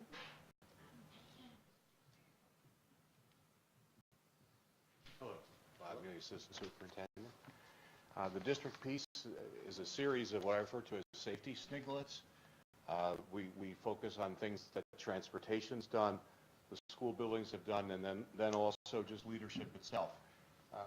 Dropping down towards the bottom where transportation is, it's sometimes an overlooked aspect of school safety because we think about securing buildings and classrooms. In those environments, we don't always think of securing what brings the students to and from school. And Mr. Karam's done a series of things working with different federal agencies to audit, assess, and improve our procedures that are there. We also did a series of redos on plans, safe storage of plans so they're easily accessible, but they're only accessible to the people who need to do them. We also, again, conducting tabletop drills. Practice makes purpose. In this instance, we continue to practice these things. It's purposeful, and then the important aspect of that is when you're well trained, the training takes over in times of crisis instead of a reaction. On the next slide, the district's had active assailant training, but which is important. That video that was done for the high school, I think we saw that back in the summer and the early fall. But the other 2 things that are on there, we are an education institution and putting items on our website for people to view and see, such as the vaping for an education aspect for parents and students as well, and then also the bus safety videos of cars passing school buses. I'm sure you've all clicked on those, so if you haven't, I would suggest that you do that. Other things that are important for the organizational culture and environment of the school district is the district data. You can read the data, so that's really not what it's up there for. It's up there for the following points. When we talk about having education as the purpose, and in the concept of the portal, and again, just a reminder to everyone here that students in grades 6 through 12 have active portal accounts. You can see that there are lots of logins. There's also lots of logins by parents. What's interesting is there's 10,080 minutes in a week, and if you think about that, kids are logging in every 30 seconds in the 6-12 level, and parents are logging in just about every minute in 1 week's worth of time. Our free and reduced lunch numbers, what you should know about that is they're increasing. Some of that has to do with better accounting systems and better reach outs, by agencies within the school, but the other aspect is just that's the time that we're dealing with in here. So again, our numbers are up between 15 to 17%. Our enrollment numbers, these are fairly fresh. They're about a week and a half old. The district is 9,680 students, and we start with the smallest schools and go all the way down to the biggest school at the bottom. And again, you can see what the numbers are. It's just good to have them there as a reference. On this side, we talk about new students that registered for school since July 1st. We've had 568 new students registered since July 1st. We've also had 273 leave the school district at that point in time as well. The SIS Messenger, again, this is a communication aspect, and while we can't necessarily infer the quality of the communication all the time, we can see what the fact of the communication is. You'll notice up there that attendance is one that's generated specifically high school. This is in addition to the letters that schools send out for the 10-day absences and the 15-day absences. This just goes through Messenger. You'll see that a bulk of the messages have to do with behavior, but you'll also see there's a lot of teacher messages there, which are really, really important because they're communicating with the parents of the students in the classes. And there's also a significant number of building messages. And when I look back over the time that we've had the system, we see an increase every year in the usage of the messaging system, which is paramount to what we do. Schedule change. High school obviously has the most schedule changes. Some of the other buildings have none. Also, dashboard. I know board members have seen this before, but the dashboard is updated monthly. It has information there that sometimes will only be updated quarterly, sometimes be updated once a year depending on type of data. But the attendance information in that is always done on a monthly basis. And we also do school success summaries that we produce for each building. This contains information on student academic attendance and behavior, which is used internally for staff members so they can use the information to improve student learning and response to anything else that we have. And that's it. We're up. Okay, so the next section of the district goals document has to do with personnel and professionalism, and the first objective has to do with the profile of a Shen employee. So this year the profile was updated, new posters were created, and that was shared out with our faculties. Our administrative teams have been working really hard with our interview committees to make sure that the new people we're looking to hire align with that particular profile. And one of the Shen employee profile objectives is to make sure all of our employees are active participants in our school activities. So we've been working on that as well.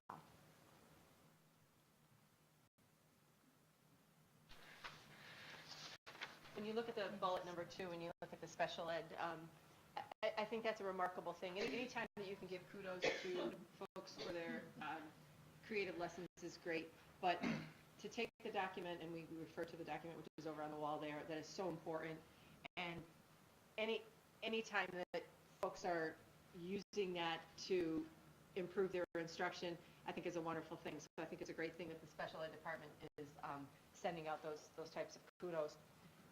But it's not just about hanging a poster, and I think that's what we have to be careful of. It's just that, you know, we have them in just about every, we have them in all the classrooms and in all of our rooms. But it's talking about those 5 different components on the vertical, on the left-hand side there. But we took it one step further in the middle school, and I'm just going to kind of give you a list of some of the things that we talked about, that these are the types of things that would fall under, and I kind of looked at it as an umbrella of engagement. But keeping those 5 things in mind, we talked about student voice.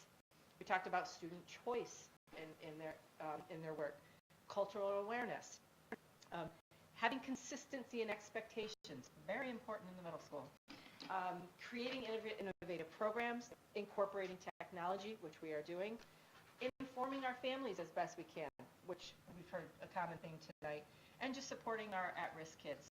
So again, it's not just the poster, it's what are we doing with that information to improve our instruction for our kiddos.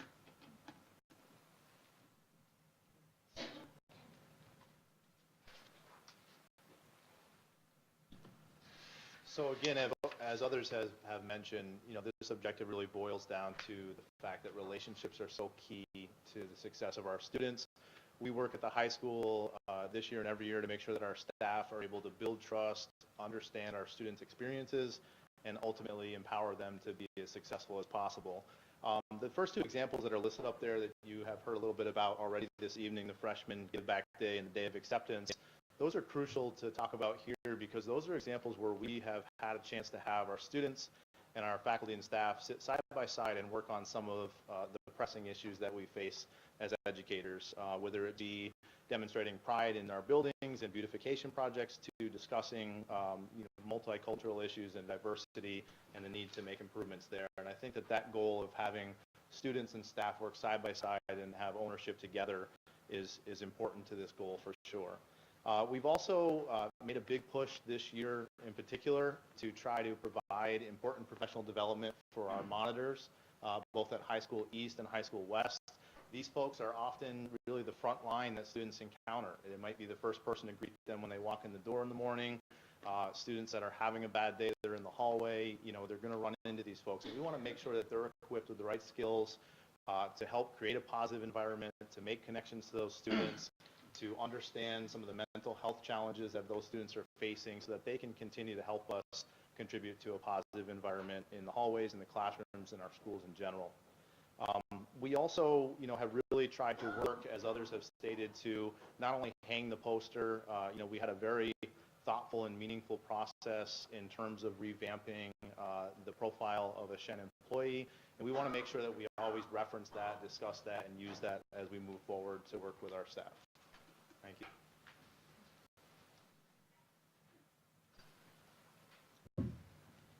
Good evening. I'm Jennifer Al with Human Resources, and the next few slides I'm going to be discussing. So as a district, at the district level, we're looking to foster a culture of inclusivity where all employees feel valued and they understand and recognize that their daily contributions have a direct impact on our students. So we're helping them, we're using the profile of a Shen community member to help them make the connection between what they do and why they do it, and how that has a direct impact on how they're doing their job and how they're coming across to our students. So I look at the profile of a Shen community member, and it offers a great comparison from the student level to the employee level, and it helped us determine that we have some gaps, honestly, between the students and the staff, and especially in the digital citizenship area. So it serves as a valuable reference guide for us and a training tool that we utilize during new hire orientations and substitute trainings for them to know this is what our students are capable of doing. These are the standards and expectations we have for our students.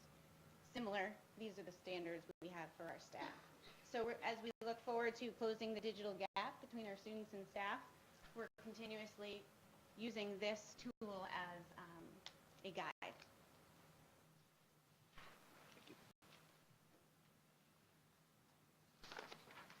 Okay, our second objective under this category has to do with our professional development. So each of the elementary schools create a professional development plan that helps to drive our work to make sure we achieve the goals in the district document. Part of that is to analyze our student data on a quarterly basis. That helps us to make sure we're addressing the needs of the students for academic intervention support in particular. Each fall for the past few years, we've had summits under the leadership of Kathleen Strangis. It used to be Rose Barra, now it's Michelle, to work with our teachers on what are the newest, biggest things that we need to address over the school year. So it might be the next gen standards, any new curriculum materials that we've brought on board, anything new and different with like our Go Math. We had a better focus on the digital components of that this past year. And then many of us have been using Julie Burnett, our instructional coach at the elementary level, to work on some of those professional development goals as well. And you can see a number of things that Julie's been able to cover. And one of the things that she has created that is pretty phenomenal is on Inside Shen, there's a resource about Shen schools need diverse books, and she's really helped us to move forward on that particular need here at Shen as well.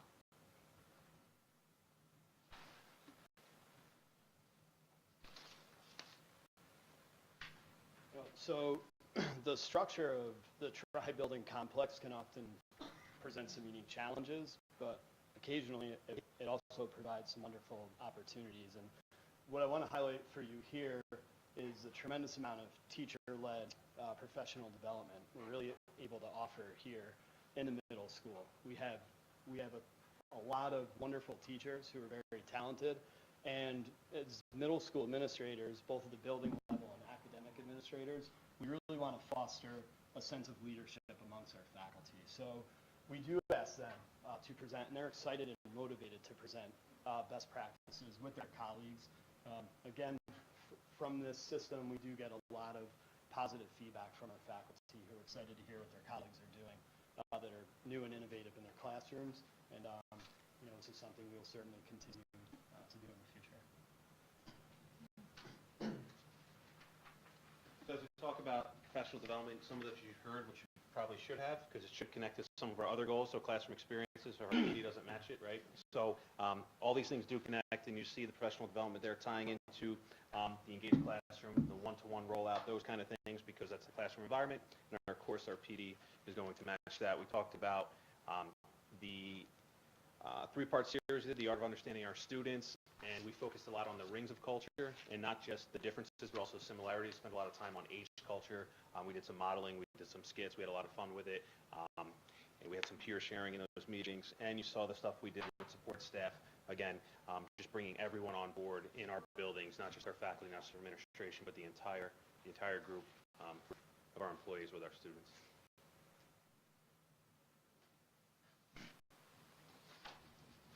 So at the district level, I want to let you know that we appreciate the board's support of providing professional development to all staff.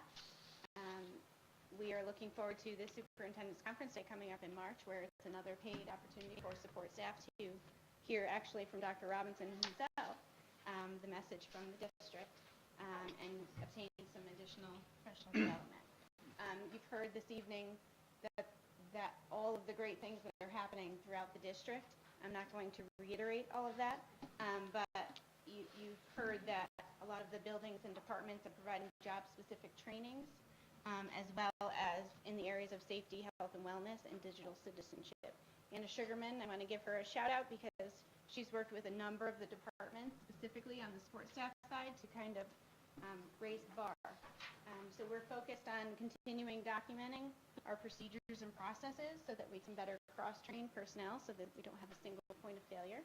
And we are looking forward to implementing a module of WinCap that will capture and catalog all of our trainings so that we can then report on all of this wonderful work that's happening in the district.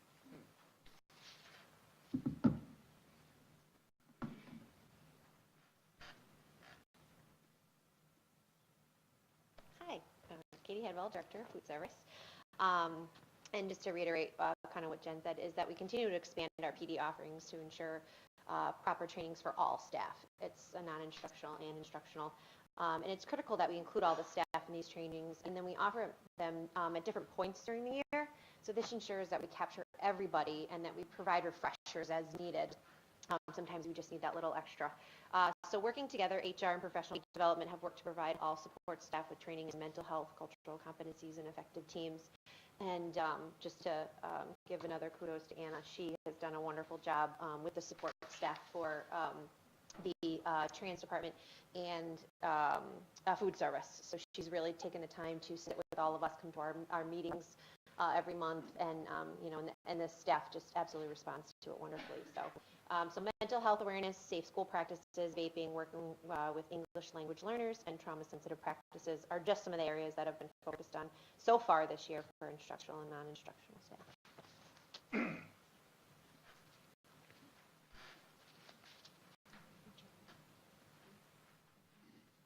APPR, that's what, when I looked at this, there's a lot of things that have been going on this year, but the big one is going to be APPR. There's a lot of time that is spent preparing for this in the summertime.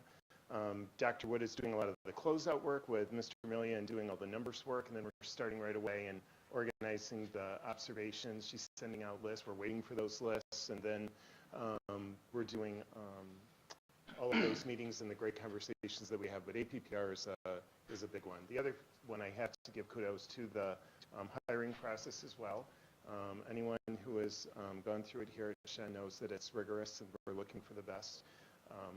Dr. Wood has added a video, and it just makes us aware of biases. So we have that conversation, we look at the video, and then just protocols for a good interview. You know, not leading the candidate and all the other things that go along with it. So, but the big one there is the APPR.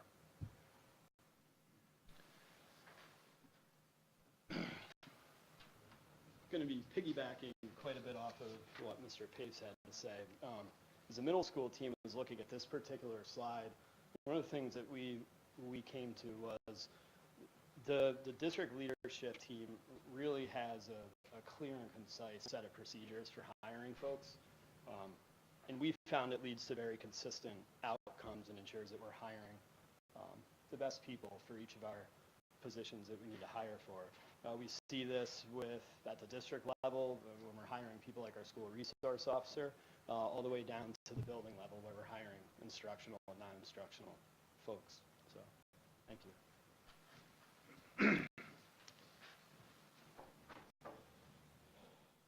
Next up for the high school, Greg Pace already kind of explained our first bullet for us. You know, we are utilizing the hiring video, and you know, a big part of that, you know, is helping us recognize our biases and making sure that that doesn't come out in our interview process and that we can kind of check those. Providing leadership to the hiring team so that they understand what we're looking for as far as the best candidate. New faculty meetings at the high school with our principal, Mr.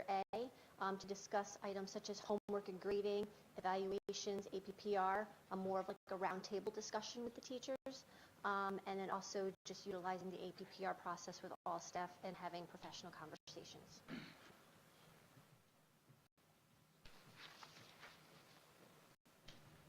We continue to advance and use different social media venues to enhance our recruitment opportunities. As of today, we've hired 77 support staff members and 62 instructional staff members.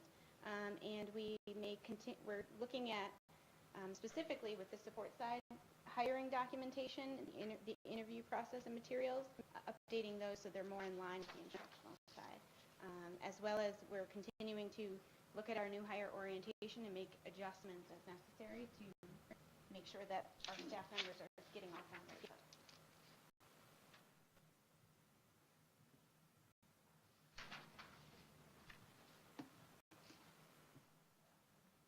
So for elementary, this slide, probably the biggest thing there, which impacts all those other areas, is the administrative planning calendar.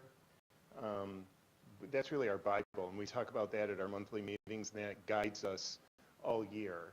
And you may have office meetings to kind of remind the office staff what they're doing. It helps guide your faculty meetings.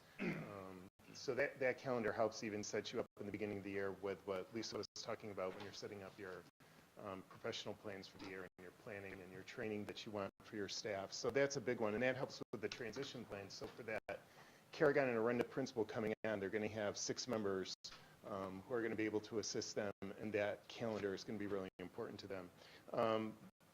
There was a couple summers ago, we did our transition plans for support staff. That became kind of a training session when El Karam actually presented at that. And we learned quite a bit in the importance of having that for the support staff. So I think a lot of us are ready to go with all of those.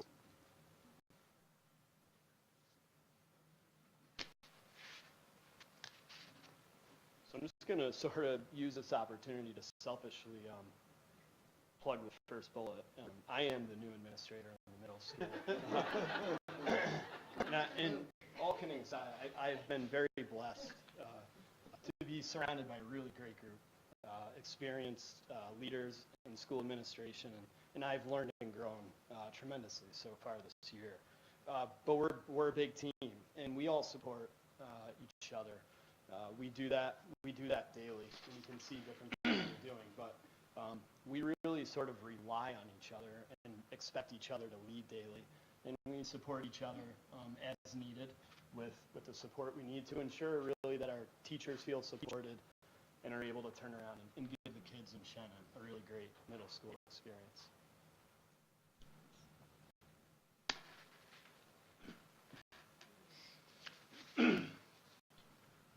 One of the things at the high school that we try to stay focused on is always looking to the future and always looking to grow our leadership from within the building and the district as well. One of the things that we focused on as a large team also, like Bill mentioned, we have 9 leaders at the high school, is making sure that we're all proficient as much as possible at every aspect of the job of leadership in the high school. Certainly each of our 9 members of our team have their specialties and their skill sets that are kind of focused towards the jobs that they do, but we've been working this year especially to get involved with partnerships and collaboration so that we can make sure that our skills are as wide as possible to account for any change or situation that occurs, and to make sure that we're working as a team on any of our projects and initiatives. We also have been working to make sure that we are equipped to prepare for a turnover or changes in leadership. Certainly very applicable this year as we have one of our key members of our team retiring. And that involves not only the collaboration with each other, but also creating some resources that folks can rely on. So we've been going through the process of creating and updating turnover folders that allow folks to access some resources and some practices and some procedures that might not always be completely familiar to each individual. We meet regularly as a building leadership team in our SLT meetings weekly, and we also meet as a larger group with the AAs and the leadership of Dr. Wood and Dr. Robinson in the high school instructional leadership team. And the goal of both of those groups is to really focus not only on the day-to-day management, but also trying to make sure that we're always looking forward and always trying to plan towards the future.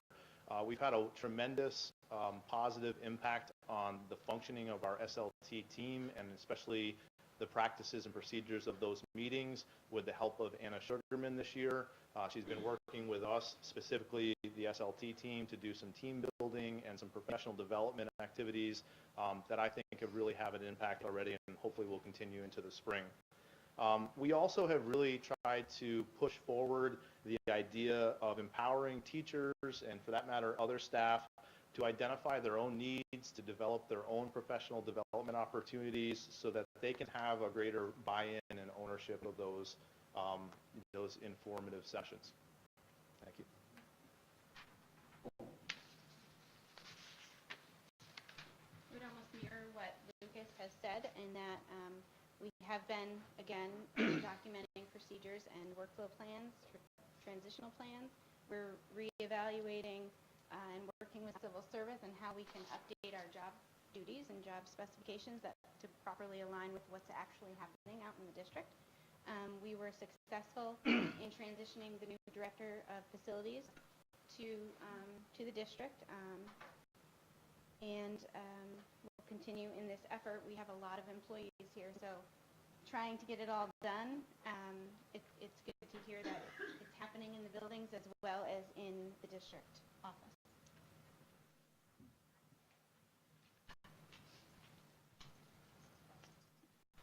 Good evening, Karen Skarka, principal at Chango Elementary School. And you'll see that we're talking about fiscal responsibility, but I want everybody to remember that our fiscal responsibility goes right back to our goals document.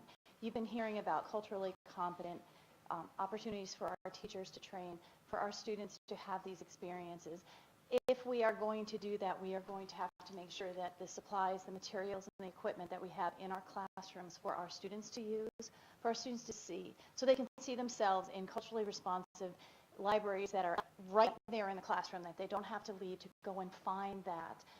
That's what this slide is speaking to. So yes, it's furniture so kids can collaborate, but collaborate about what?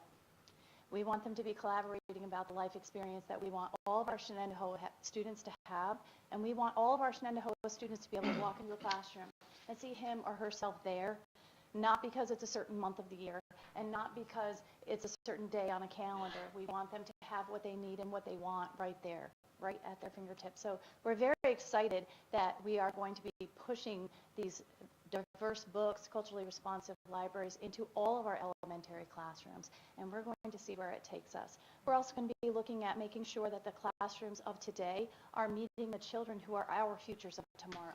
So we're going to be looking at how are we configuring the spaces that we have to best optimize opportunities for our kids. So thanks.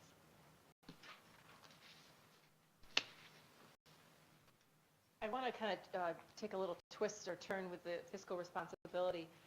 One of the areas that I can tell that the three middle school principals, we spend a great deal of time on in the summer is we're looking through this entire space to try to figure out where things are going to go. And we spent a lot of time this past summer. And in the last 2 years, you know, we're so thrilled to have our new instructional coach. But where is her office going to be? Where is she going to work out of? We love that we have an SRO. Where is that office going to be? We love the Saratoga Center for the Family. Where is that office going to be? So, I mean, we have looked in every nook, cranny, book room, you name it, in this building. Upstairs, we've got a downstairs, in case some of you don't know. We've looked everywhere. And I'll just give you an example of something innovative that's coming up for this year with CODA is Sean Nat found a spot that is a great science room, but realize that it could be cut in half, make it a workroom for the science teachers, keep all the materials safe and that, but then in the front of the area, make it so it's a small space so teachers can work with students in that particular area. So it's that creative, outside of the box, what could we do? If anyone would like to see, we just moved the Saratoga Center for the Family across from the attendance office, so it's a little room off the media center. I know when you have your meeting. She's done a wonderful job of taking what used to be a book room at the start of this school year. You know, so it's that type of thing where we have to just kind of look at the resources that we have. You see refurbished microscopes here, looking at the resources, you know, that we have. So we try to sometimes do a lot with little, but we are as creative as, you know, we possibly can be.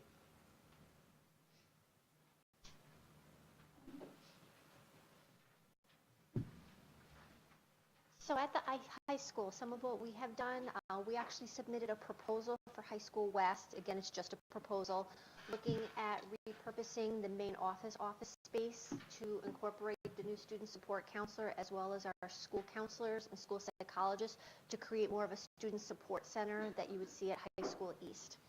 In addition, I know it was referenced earlier in regards to the mini grants.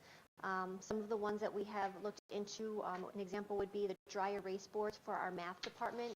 When we say dry erase boards, we're talking about the big ones that are meant for group thinking, where students can get together in groups and actually work through problems together with their partners with movable furniture, really trying to create more of a collaborative learning space for our students. And then I know Mrs. Gorey just also referenced as well the salvageable microscopes that we have also repurposed at the high school level as well.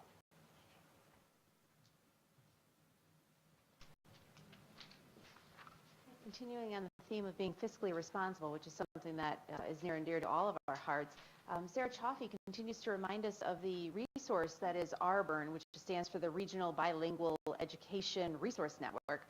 They offer free, ongoing, high-quality professional development for teachers of students that are learning English. And they will come in and work with our regular education teachers. They will work with our special education teachers. They will work with our teachers of English language learners, and it really is. It's an amazing resource that is out there and available, and we have brought them in multiple times just this year alone. We also track the assets, what we have invested in currently.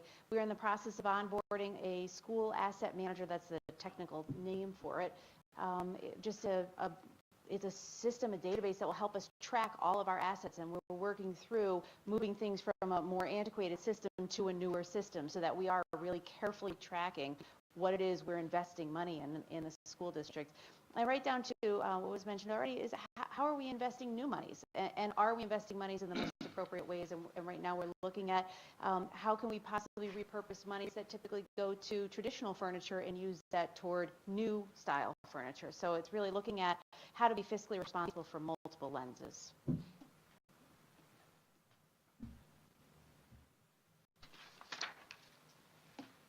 Okay, my last one. So the custodian is one of the major players in the building, and having those informal meetings where I can just plop down and talk to my custodian is an important thing, just to find out if he's observing anything or seeing anything. I will walk the building with him or do it independently, take some notes and share some things to make sure that a crack doesn't turn into something bigger, and he can interpret what that crack is, and it could be nothing at all, a check or whatever. So I think that that's an important factor that We do, more than just January when we do B forms. The other thing is, kind of going back to what I talked about earlier with the common schedules that we have with the support staff, is we're always reviewing in kind of a micro way with our teams how support is actually getting distributed, and we may redistribute staff based on what we see happening throughout the building.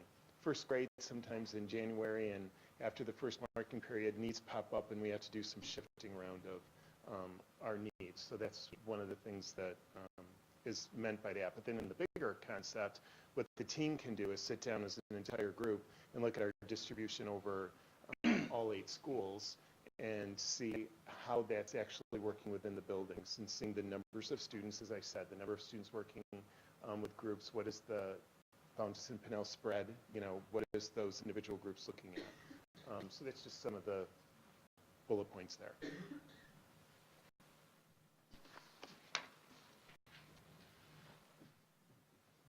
Hello, everyone.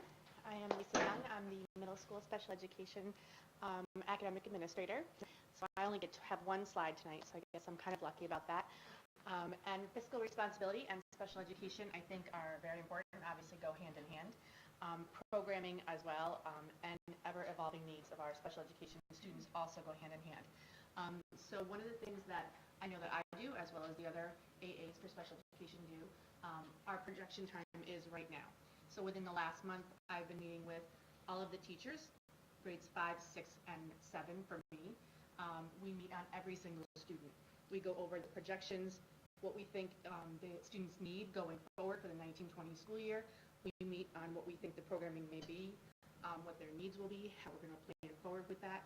Once we do that part of the process, I will meet with our director of special education. We'll look at, looking at our resources that we currently have, what that's going to look like, and how we can allocate those resources and capitalize on our current resources while meeting those evolving needs of our students at the same time.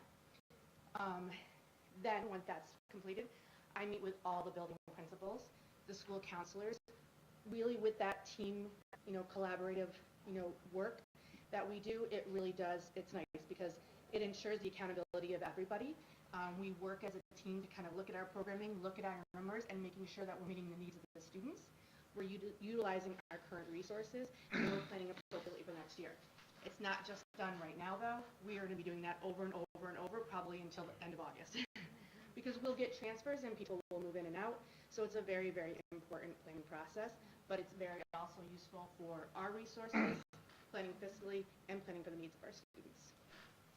And our science teachers, in talking with our building principals, because that's not my area per se, but they use a lot of consumable products. So their lab kits always need to be looked at, reviewed, and especially with our new science standards, we're really looking at that. So they're looking at their inventory, they're maximizing their resources as well, and planning to move forward for the 1920 school year based on their numbers as well and their projections.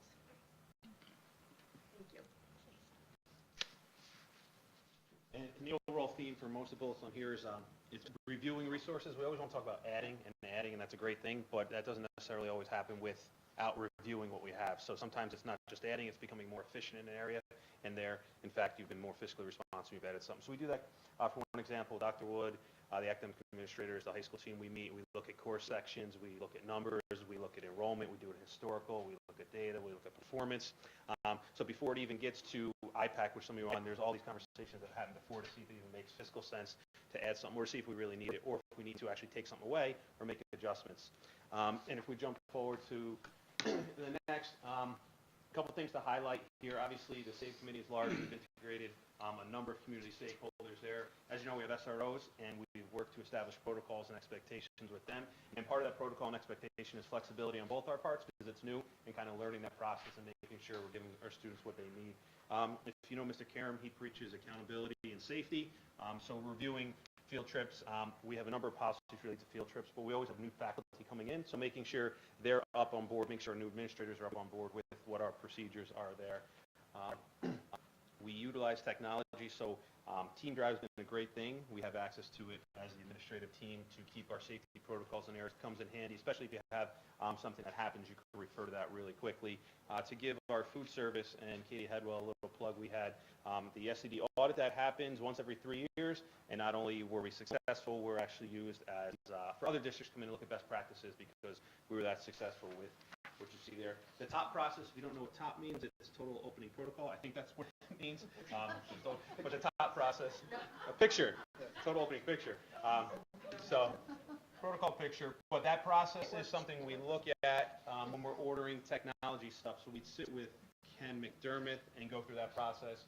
Our fees module, we were trying to figure out how we're going to track Chromebooks and when we have damage to them. Lo and behold, we have that system already. Again, that's analyzing stuff we currently have, so that's used in Infinite Campus. Some of those other things there, the bottom one talks about WinCap, and we just kind of rolled out a new process for tracking timesheets and approving timesheets. So that just kind of rolled out as early as this week. So.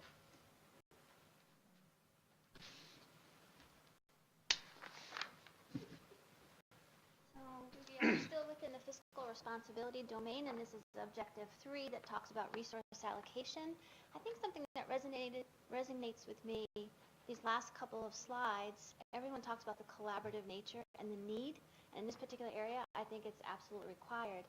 At the elementary level, the sister school model often helps share resources and materials in that way. And I think the elementary leadership team often gets together to talk about what's working well in their building so that those things that are most responsible could be emulated in other buildings. That's the benefit of having multiple buildings, at least one benefit in that way. I think also under the guidance of Dr. Wood and Dr. Robinson, we are continuously asked to be fiscally responsible. I first heard the term financial footprint from Dr. Robinson in that way, understanding what that means and the boundaries and the parameters within there. So when we talk about addressing changes in student populations, we're very cognizant about changes in enrollments, what that could mean to programs, where programs can best fit within our buildings. There's been some changes in that way and locations. The course enrollments and projections that we get a little bit later in the year requires the academic administrators for programs and departments to get together to see how to allocate resources, especially teachers that travel.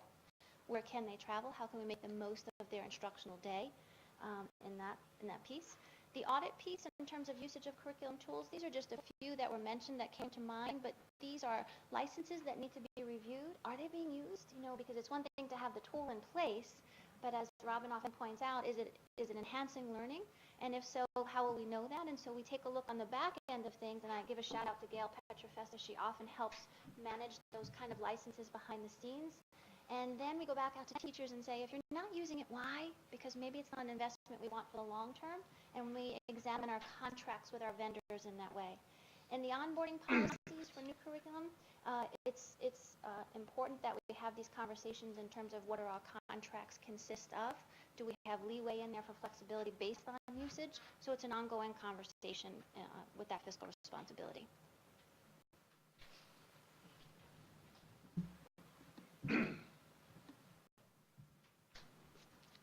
So as I already mentioned to you before, just in regards to scanning the building, in terms of the course enrollment, and you look at the thinking about that, is that we work at the building level very, very hard with our academic administrators, and especially I'm going to talk in particular with special ed, because our numbers can fluctuate, which could also mean that we might have to add an additional program, which means an additional classroom.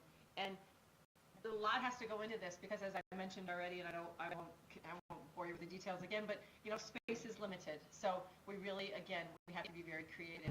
And one of the rooms we're really blessed with here, and especially I'll just say because I'm in Moana, is the media center.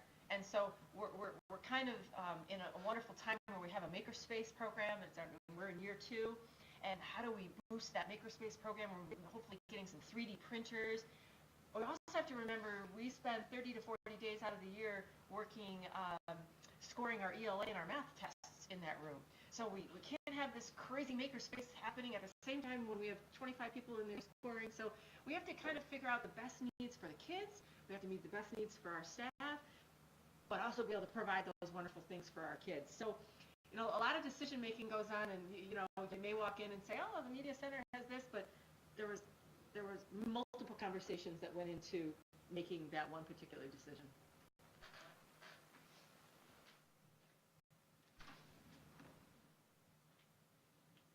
So as others have mentioned, fiscal responsibility is certainly about dollars and cents and cost analysis, but really what this objective really gets to the heart of is the idea that we want to make sure that using the resources available, we provide the absolute best experience for our students possible. One of the focuses of that at the high school is certainly trying to make sure that when we work to craft our master schedule, it's the best possible scenario for our students. So we like to gather input from students, as we heard at the very beginning of the evening, from teachers, from counselors. Certainly a big piece of that is input from Dr. Wood and the academic administrators that she leads. We hear input and influence from IPAC as a district-wide committee. And we continually use all of that feedback and those resources to try to craft a master schedule that best fits the needs of our students and best uses those resources that are available to us. Expanding on that in recent times is certainly the Alternative Scheduling Committee, which is exploring ways to look at that schedule outside the box of what we've traditionally done and hopefully try to make improvements moving forward. We're constantly trying to encourage each of our departments, individuals, organizations to best use the monies provided to them, especially in regards to professional development, to make sure that we're getting the best outcome for our teachers and ultimately our students. And the one example up there certainly is the counseling department, taking a close look at how they're spending money in that regards. One of the other exciting things this year that links into not only student achievement and experience, but also this topic of fiscal responsibility is the one-to-one rollout. And the one-to-one rollout has really created some interesting opportunities for us to not only have cost saving, but at the same time increase engagement. And one of the ways that we have listed up there as just one example is the fact that more and more departments are looking at ways to replace consumable materials and things that need to be purchased every year, such as Regents Review materials, and turning over to a digital option for that using the one-to-one devices that we now have available. Thank you.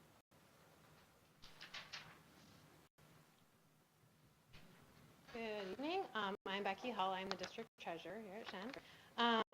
So as I was looking at these next two slides about fiscal responsibility district-wide, it's amazing like how many different areas these two slides touch upon through these bullet points, and it really speaks to, as Dr. Robinson has reminded us at leadership before, that we're all responsible for the fiscal status of the school district and our due diligence to our taxpayers.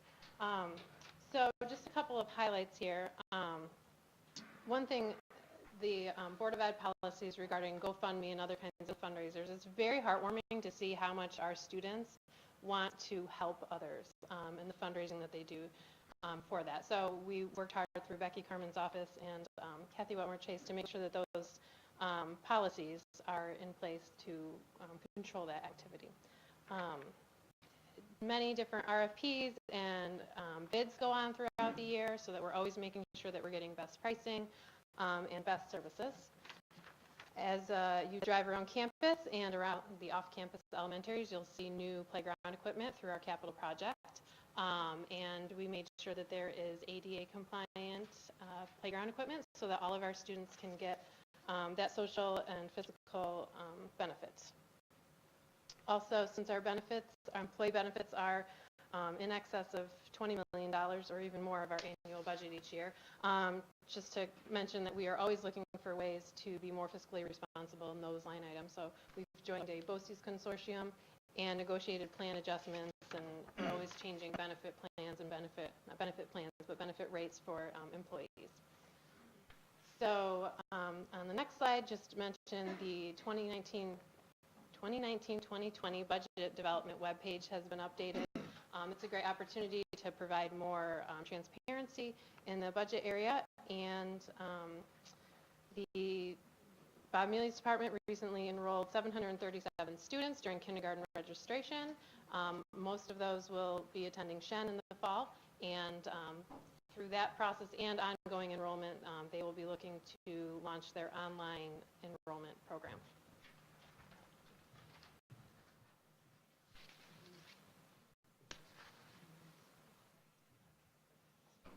This is my last slide tonight. So, For fiscal responsibility now for the high school, High School West actually applied to the PTSA to receive 37 Chromebook chargers. That way we could put chargers in classrooms for students.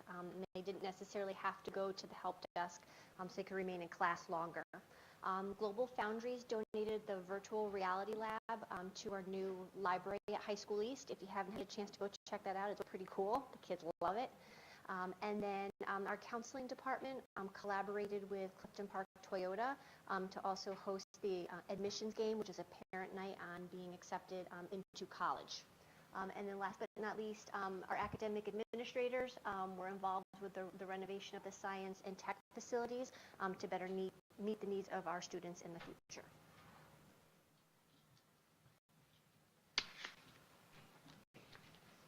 So although there's only 2 bulleted points there's a lot behind that. Our building principals and our leadership team at the elementary level, they work hard to encourage our teachers to look for outside sources such as grants.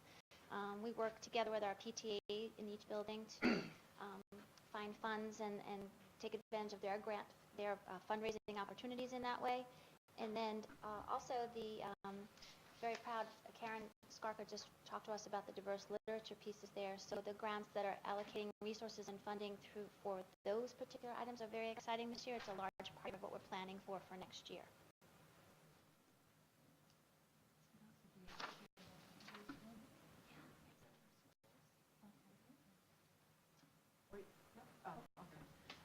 Kind of piggybacking on what Kathleen had said, I think one of the key is that, there are so many grants out there, and whether it's the Shen Foundation or it's a mini grant, or we had a teacher at Gowanna this year get a nice grant from Walmart. I think people are sometimes afraid to apply. They don't know how to apply or what to do. And one of the areas that I know that we do is that we really emphasize and share out that this grant was received at, let's say, Gowanna, and it was received by doing this. It was Walmart. It was $500. Because then what that does is it piques people's curiosity. Oh, what did she do to get that? Ours happened to be for a mentor program. What do I need to do? Is it a lengthy amount of paperwork? Is it not? And I think it's kind of that word of mouth that, you know what, I can do that too. Because there are resources that we can tap into, and we just need to utilize the folks that are receiving grants. And that's kind of something that we try to do, here at the middle school.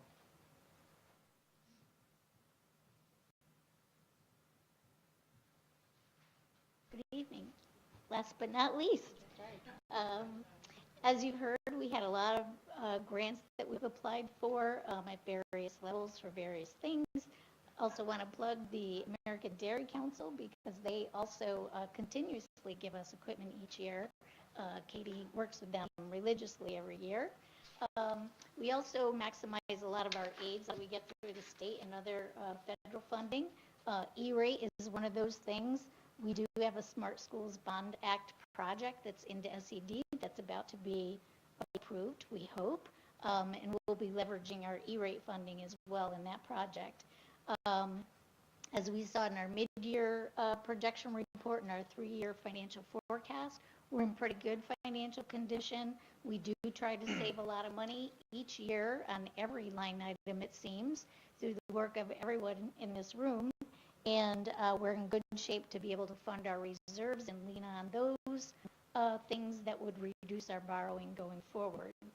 And the expense-driven aids that result in funding for things like BOCES, capital projects, transportation, we maximize those aids very well also. Capital project work, we talked a little bit about that. We maximize our building aid, trying to prepare our facilities for emerging program needs. And this past year, actually just a month or so ago, we opened our library. That's a state-of-the-art facility. And we're also constantly doing work on our facilities between roof work, emergency lighting, paving, asbestos work, everything to keep our facilities up to speed with the newest technologies. We're purchasing a snow plow and salter combination vehicle this year. When we went out for a referendum with our budget, we added this line item as a result of combining our efforts, which combines 2 vehicles into 1 and 2 employees into just needing 1 employee. So that's good as well. Last but not least, Al Karam did a great job getting these GPS tablets on 20 of our buses for our substitute bus drivers. Gives them visual tools, not only of where they are, but also pictures of students so that they can more easily navigate the roads and be sure that they have the right kids on the bus. Thank you. So, as the board can see, a lot of stuff, important work going on. I think to say stuff is an unfair characterization of it. And before I offer some other comments, I want to say, first of all, thanks to all those who presented tonight. Did a wonderful job, and certainly for their colleagues who not only contribute to the information, but more importantly to the work that takes place. And as I'm sitting there, I'm reminiscing on when we first started some of these conversations, 10 years ago, and it was a grind. It was a grind, and to hear people stand and to see the ownership and the enthusiasm that people have certainly says that as a system, we're acting as a system. And that's what it's about. This whole goals process is to systematize what we do, so it's not about any one person. It's about the system. And I think we have a system, and I'm going to use a term that Barb Saliker, when she came back to do the interim, she said the big green machine just keeps rolling. And we just want the big green machine to roll even faster and smoother as we go down the road to the future for our kids. And so certainly I would be remiss by not ending by saying thank you very much to the board, because clearly, I say it all the time, we can only go as far as fast as the community and the board is willing to allow us to go. And there's a lot of neat things happening, and we're excited about the future. And we have a lot of great people, not only those you saw here, a lot of great people on staff to do a lot of great work. So thank you for your indulgence. I know it was a long night, but it's an important piece for you to hear, because I hope that you walk away with a higher degree of confidence than you walk in, that we're doing a lot of great things on behalf of our students. So thank you very much for your indulgence. Thank you. Thank you. Just one thing I'd like to add, it's very clear when the goals were brought forward to the board early this summer, the term was engagement. Everything we saw, there was a lot of engagement to students. I'll summarize more things. I'll get an email to Dr. Robinson, because I think it's very important that we convey as a board what this means to us. One administrative note in the announcements, Tuesday, March 5th, there will be lobbying in the morning downtown. I'll remind you the dates again. Yeah. And that's it. Can I get a motion to adjourn? Mrs. Miller first, second. Mrs. Bajat, all in favor? Thank you. Meeting adjourned. Thanks. Appreciate it, sir.